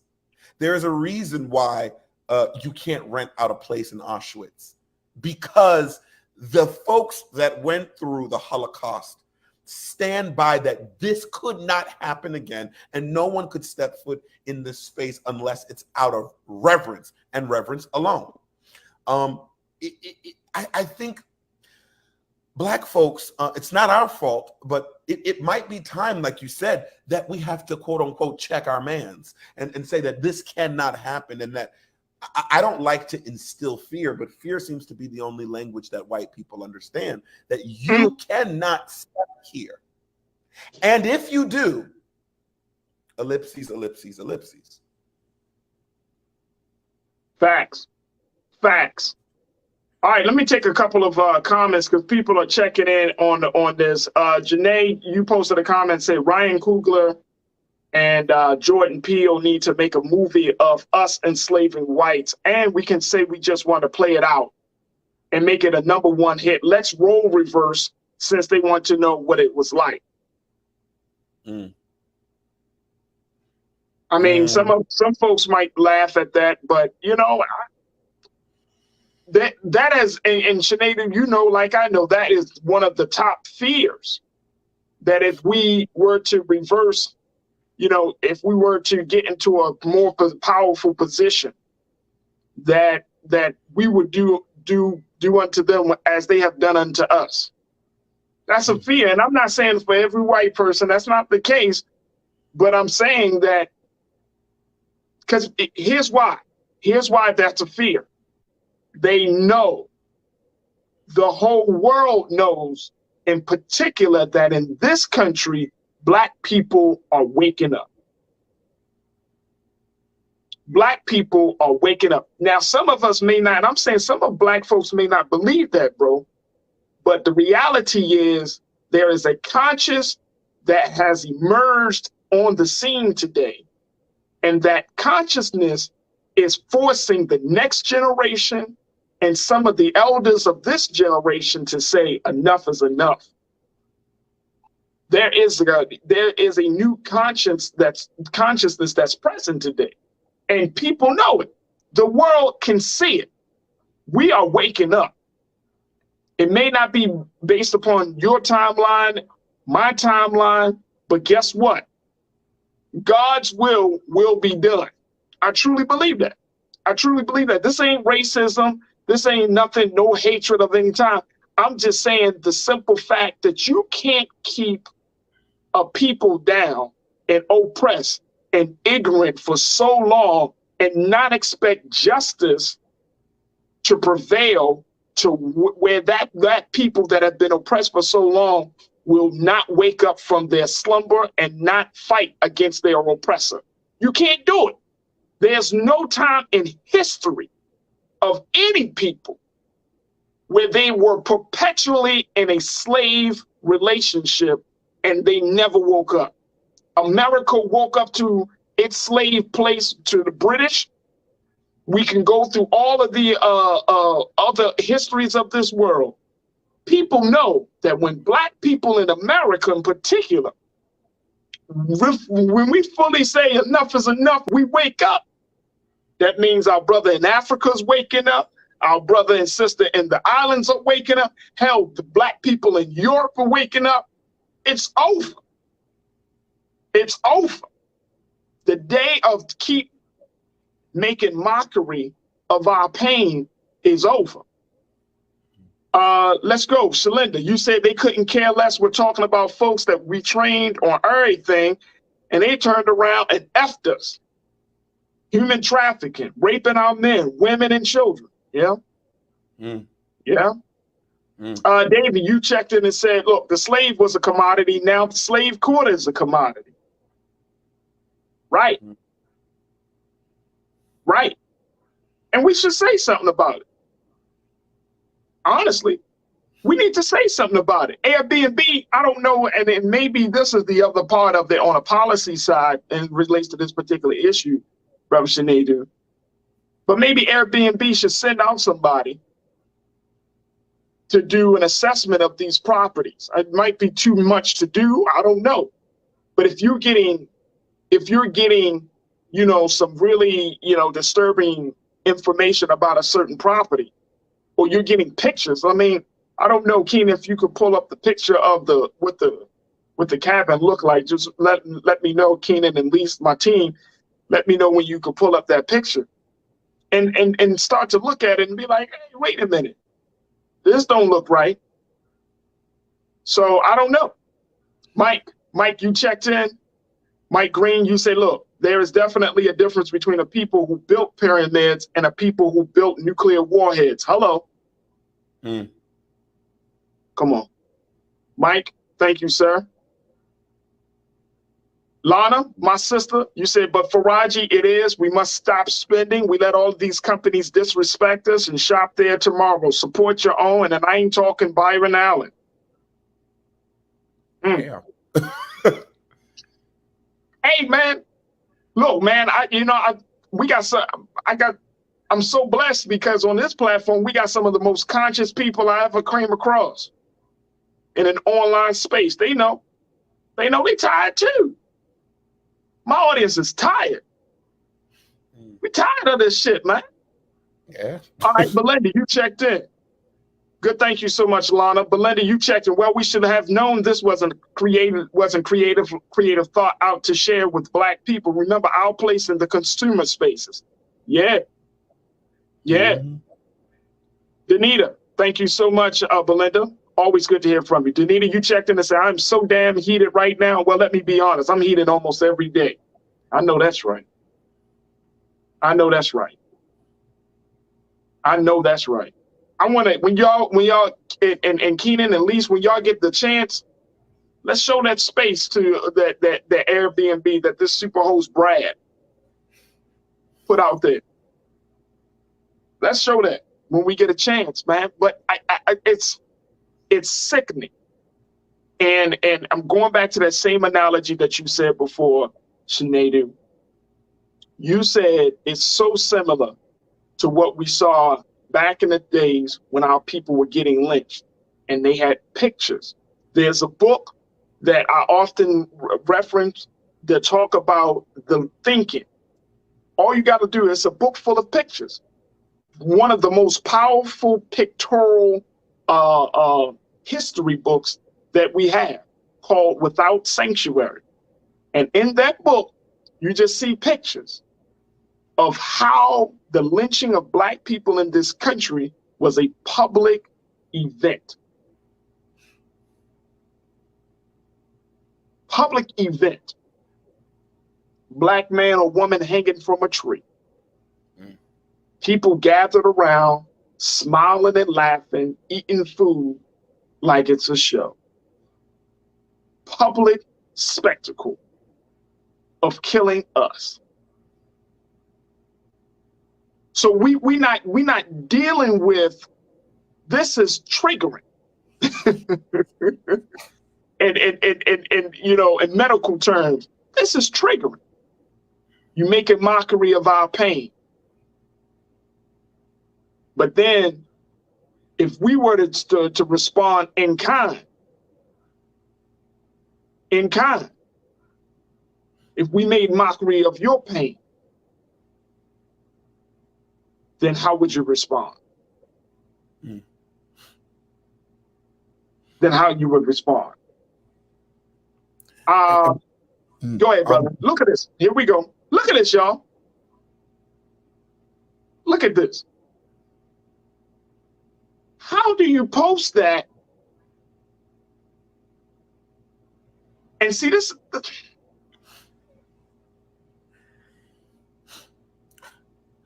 What's the definition of empathy again? You don't have to experience what I'm experienced to know that it was a bad experience. And I don't see the justification of why they had to sleep there to fill the history.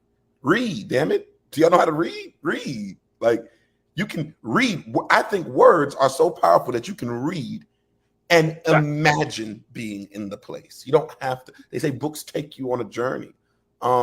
Just looking at that, even just me seeing that, and I've seen this article a billion times now, but it triggered me. It got me stirred up. And I did want to touch on something that was one of the comments about the Jordan Peele and the film, and the comment about building pyramids rather than nuclear bombs. And I will always say this about Black people. Black people are about protection and not projection. White people have to project. They have to project. When we were building pyramids, it wasn't to destroy anything. But they, white people, have always had to build incredible things as a sense of projection. We can see it in the nation's capital with the obelisk.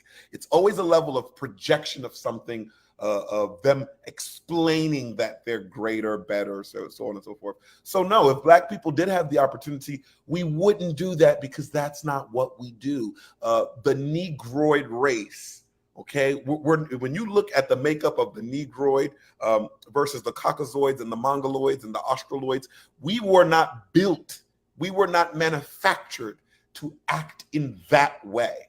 Human has things that are human nature, but those type of things that white people did, it is exclusive to them. And I don't think in any world would anybody of the Black race be interested in taking up that mantle. I just don't think that. Absolutely. No equal playing. Absolutely, bro. There's none. There's none. So as we close out on this part of the discussion, Brother Sinead, you know, when you're dealing with a circumstance like this, not just on the Airbnb piece, but just also dealing with the attitude about slavery, the mockery of that history. Where do we have those conversations? You know what I mean? Especially if you know, I mean, this story is a national story. So how do we have those conversations with coworkers, with neighbors? Like, you know, do Or do you recommend that we don't have these conversations in those one-on-one circumstances, and we look at it as a group circumstance? How do we take this, not just stay in a space of anger, but move it in a space of progress and some, hopefully leading to some solution? Well, I think it's important to have the conversations, period. And I think it's important to express what pains you before you're pained. And I think that's why, for me, I would want to have a conversation with coworkers about, hey, have you, just like we'll say, hey, the new Beyonce album, or hey, the new Harry Styles album, hey, have y'all heard about this article? What is your take? Because I'm not going to teach you. What is your take? I need to hear what you know first. What do you think about this?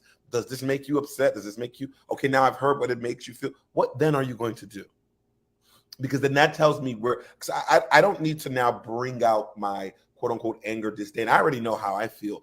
It's very important that I know how you feel, because that tells me how I need to move forward with you. And, you know, conversations about race and respect will go on forever, and sovereignty about what is and what isn't. We see that with Nancy Pelosi arriving in Taiwan. That's a whole nother conversation. But the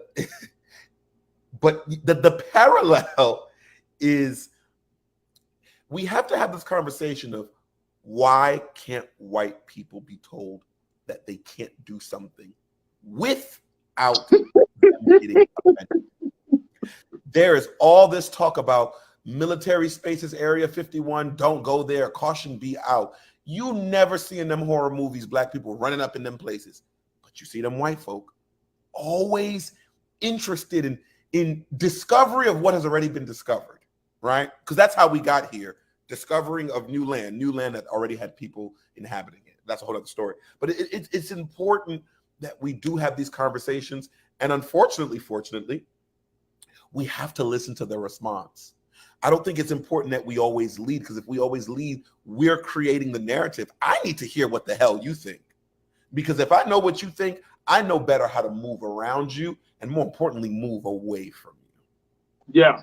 Absolutely, absolutely, folks. Look, we're going to, I think this could potentially trigger some more conversations, and I'm glad that one of the TikTok users decided to put this Airbnb superhost on blast. But my greatest concern is that this will become a trend, Brother Shanadu, where our sacred spaces are now used as a hotel. I hope it doesn't become a trend, but in the times and the days that we live in right now, you can't get past anything on anybody. So, I just really hope that Airbnb does this due diligence and do us justice to not allow these things to happen. And we'll certainly keep folks posted about it. We got to take a quick pause as we move forward. I just got to share with you just something that I came across today that you may not have known about the credit system and Equifax. So stay tuned for that part of the conversation right here on The Culture on the Black Star Network.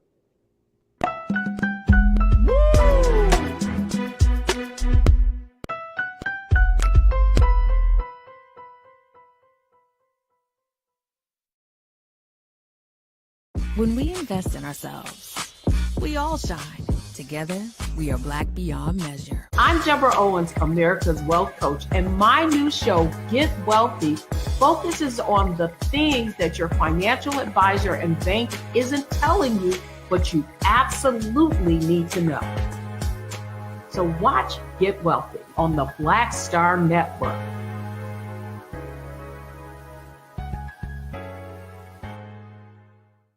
Hi, I'm Dr. Jackie Hood Martin, and I have a question for you. Ever feel as if your life is teetering and the weight and pressure of the world is consistently on your shoulders? Well, let me tell you, living a balanced life isn't easy. Join me each Tuesday on Black Star Network for A Balanced Life with Dr. Jackie. We'll laugh together, cry together, pull ourselves together, and cheer each other on. So join me for new shows each Tuesday on Black Star Network, A Balanced Life with Dr. Jackie.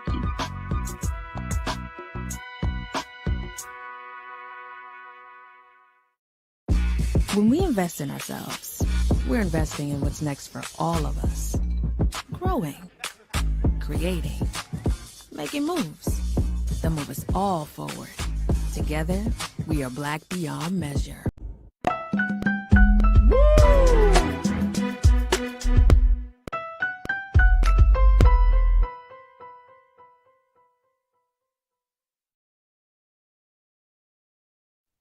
All right, folks, I want to share with you the story of NFL Hall of Famer Terrell Owens, who got himself in a little situation a few days ago when he was simply doing something very, very simple. And, you know, when we hear about these cases of white women calling the police or feeling like their lives are being threatened, is oftentimes rooted in some unrealistic fear.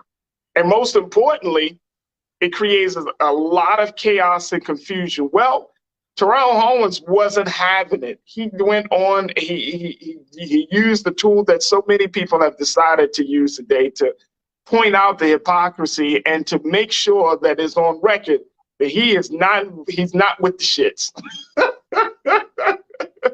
He had a situation where he was just simply driving to get his mail, folks. Check this out. He said this. He has an 11-minute video that he posted on his Instagram page where he documented this interaction between the police and his white neighbor who called them and made the point that Karen is real. Here's what happened. It allegedly started after he was seen driving to his mailbox in his Florida neighborhood. That's where he messed up at, you know, Florida. Jules, that's where he messed up at, bro. That's where he messed up at, man. He's in Florida. That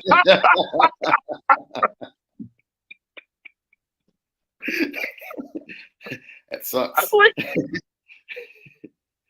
I'm sorry, bro. That's what, yo, we hear so many cases down in Florida, man. May God be with our people in Florida, boy. Damn. Look, he was driving to his mailbox in Florida, and his neighbor, I don't even know the lady's name. It was just reported she was a Karen, apparently, said that he was driving too fast down the street. She can be heard accusing Terrell Owens of harassing her and almost hitting her with the car. So she decided that she needed to bring the police into the situation. We got a video of this interaction. We got a short version of this video we want you to take a look at, folks. Check this out. Yes, we are live. We are live, and we got the police and everything. We got the police and everything.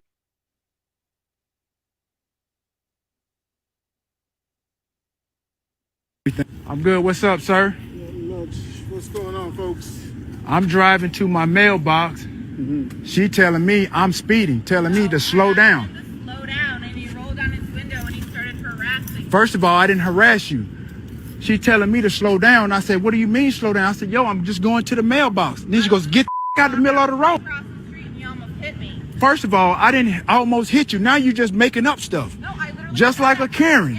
You almost hit me. How did I almost hit you and I'm going to the mailbox?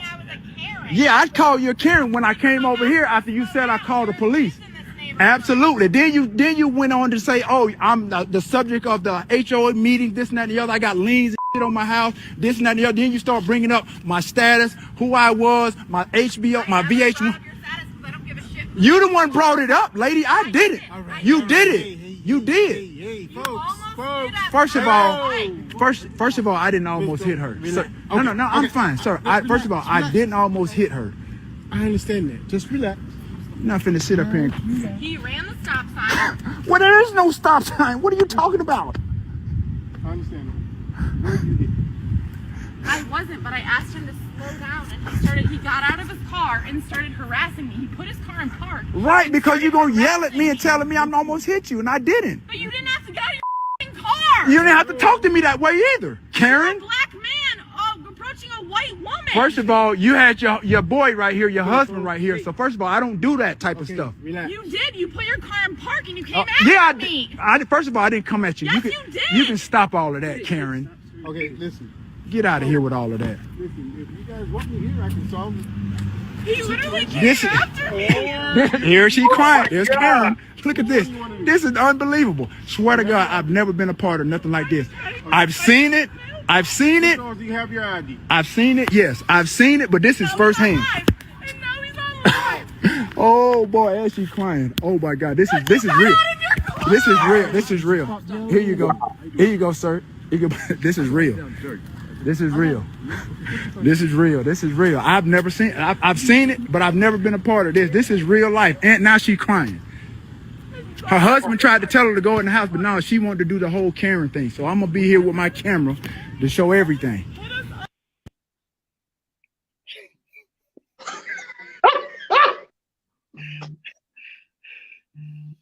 Look, the only reason I'm laughing, hey Joe, the only reason I'm laughing, bro, is because, I mean, it is funny that she's screaming, "You got out your car and you came after me. You're a black man coming towards a white woman." Right. Listen. But check this out. Check this out. I think she knows that who he is. Yeah. She knew who he is. So the thing is, like, there's always, even when you see some high-profile members of the community, get into situations like this, I always think in the back of my mind, but suppose it was to be a brother that you didn't know. Right, right. The situation could have gone left. You know what I'm saying? Like, real quick. But because it's Terrell Owens, you know that he ain't gonna put himself in a situation where hopefully that he starts harassing and badgering and threatening a white woman on camera. Come on, man. Come on. But what do you make of this situation, man? If you don't want your neighbors all up in the HOA meetings, all releasing your status of who you is in the neighborhood, come to death. All right, listen. I was watching this video. So when it happened, I think it was a Saturday. It was Friday or Saturday night when it happened. I just happened to be on Twitter and I scrolled past the scene. Terrell Owens was trending. So I looked at it and I'm like, okay, what's going on? Like, he good? And I saw the video and I watched the whole 11-minute thing and I'm like, this interaction is crazy. So basically, she's saying that he was saying he was driving to the mailbox. She claimed that he was speeding in the neighborhood. Okay, so let's start with the basis of because I like to layer things. So the basis is he was speeding in the neighborhood, almost hit her going to the mailbox. Then that translated to, the liens on his house and who he is and his status and what she's seen him on. And then now using it as a moment to say, all right, now I'm going to keep on continue to target you. The point that, it got out of hand is when even Terrell said, like, the husband came out to tell her that, like, hey, honey, like you doing too much. Like, let's go inside. And Terrell was agreeing with the husband and the police and whatever. And then she said, as he started walking, "Oh my God, a black man is approaching me. Now you're approaching me." Okay, now that's when she lost me. All right, that's the tears, bro. Yeah, like that's when you lost me. That's now you taking somebody that you're trying to, you're taking it as a threat now. So now you're trying to make him seem like he's threatening you. Clearly the man is on live, because you keep on saying you're on live. He's not imposing a threat. He's completely unarmed. He's not doing anything to you. And now you're doing the crack it out here saying, "Oh, now he's approaching me. What am I going to do?" I'm like, that's when you lost me. All right, argument done. You out of there. You out of there, shorty. And I hope he moves or she moves, because you're not going to be able to live in that space. No, bro. Live in a neighborhood. You can't. Well, you can't. A couple of things have happened in these cases, right? Like, the Central Park Karen, she was charged with filing a false police report. Mm-hmm. There have been other moments where because it went viral on social media, like some of these white women really they had to like leave their cities or they'd leave their neighborhood. They had to move. They had to like completely fall off the grid. As they should. Because they were getting harassed and people just put them on blast, as a result of these interactions. So, I mean, but I'm of the thinking that this is happening still. And you know, people are checking in, and folks are saying, look, I'm glad that T.O. had recorded this. He understands it. Like he said himself, he's seen it, but he's never been a part of anything like this. And I hope and pray that T.O. learns. You know what I'm saying? Like as high profile as you are, in my Jay-Z voice, still, you still an N-word, bro. Right. And that's the sad reality. Yep. That's the sad reality for us. You know what I'm saying? Like, here you played, you are a champion, you are a Hall of Famer, you know what I'm saying? Like you are a grown-ass man, but in the eyes of this white woman, you still just an N-word that is threatening them. Let's go to let's go to what people are saying. Taylor, you checked in and said, look, self-deputized HOA Karen tried everything. Didn't she try everything, Taylor? Tried everything. Taylor, you say Karen tears are their imagined superpowers. The moment they start breaking out them tears, Jules, right? Threatening me. Like, your presence is a threat. Like, that's crazy. Absolutely insane.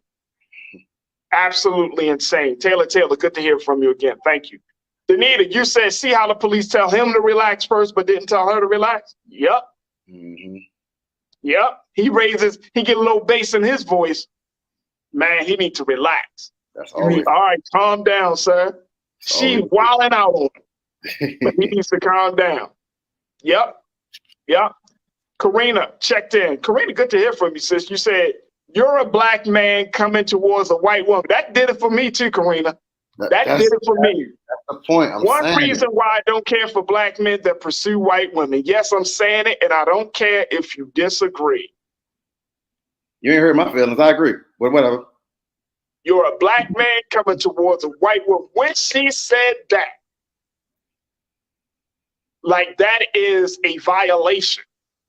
I got my African American queen. I'm good. That's a sin. You cannot be a black man stepping out the car and walking towards a white woman, because thereby you are an aggressor.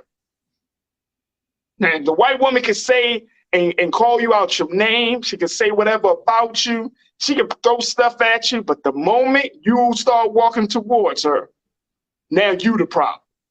Mm-hmm. Okay. TL, thank you, Karina. Always good to hear from you, sis. TL, you checked in. TL said it would have went left if it wasn't Terrell. Disgusting for asking Terrell for ID, AKA show me your papers. Yeah. You know what, Farajii, though? And I'm gonna be 100% honest. Let's go. It's because it's Terrell.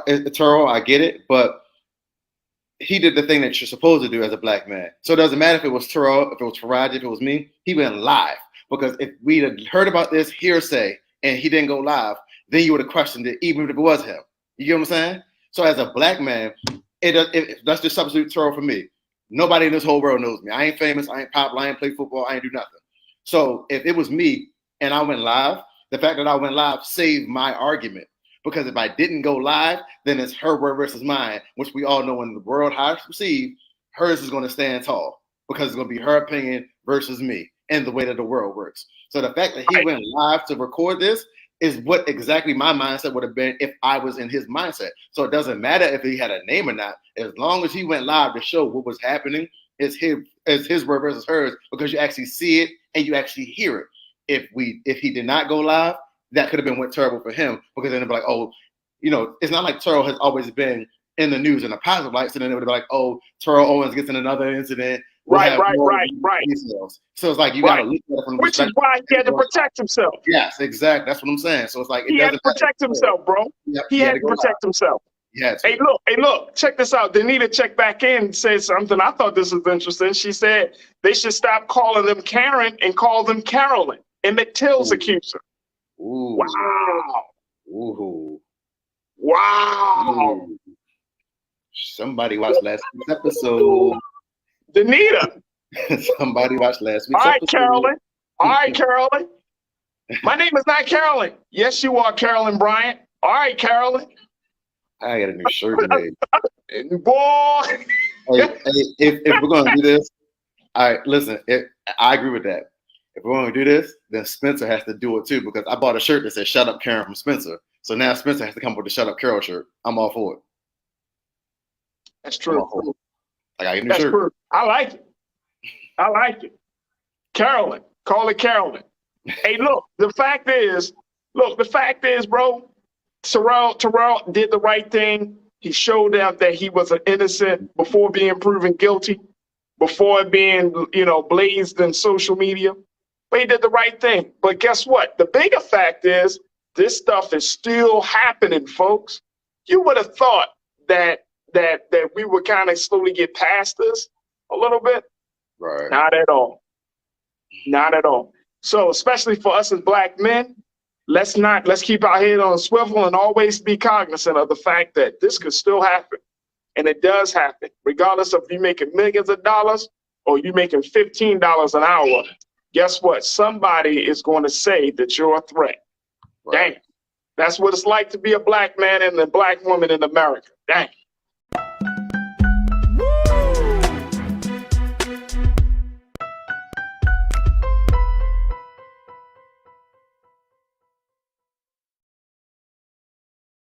When we invest in ourselves, we all shine. Together, we are Black beyond measure. When you talk about Blackness and what happens in Black culture, we're about covering these things that matter to us, speaking to our issues and concerns. This is a genuine people-powered movement. There's a lot of stuff that we're not getting. You get it, and you spread the word. We wish to plead our own cause.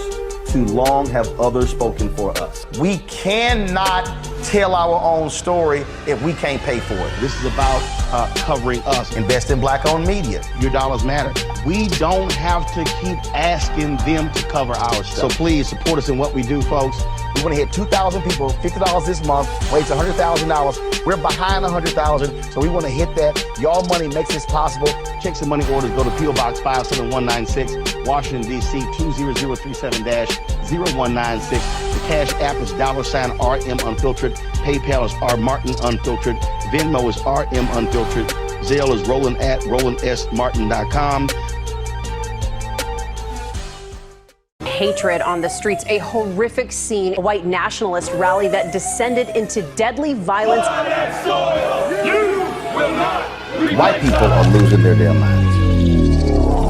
As an angry pro-Trump mob storms the U.S. Capitol, we've seen We're about to see the rise of what I call white minority resistance. We have seen white folks in this country who simply cannot tolerate Black folks voting. I think what we're seeing is the inevitable result of violent denial. This is part of American history. Every time that people of color have made progress, whether real or symbolic, there has been what Carol Anderson at Emory University calls white rage as a backlash. This is the rise of the Proud Boys and the Boogaloo Boys. America, there's going to be more of this. Here's all the Proud Boys, guys. This country is getting increasingly racist in its behaviors and its attitudes because of the fear of white people. The fear that they're taking our jobs, they're taking our resources, they're taking our women. This is white fear.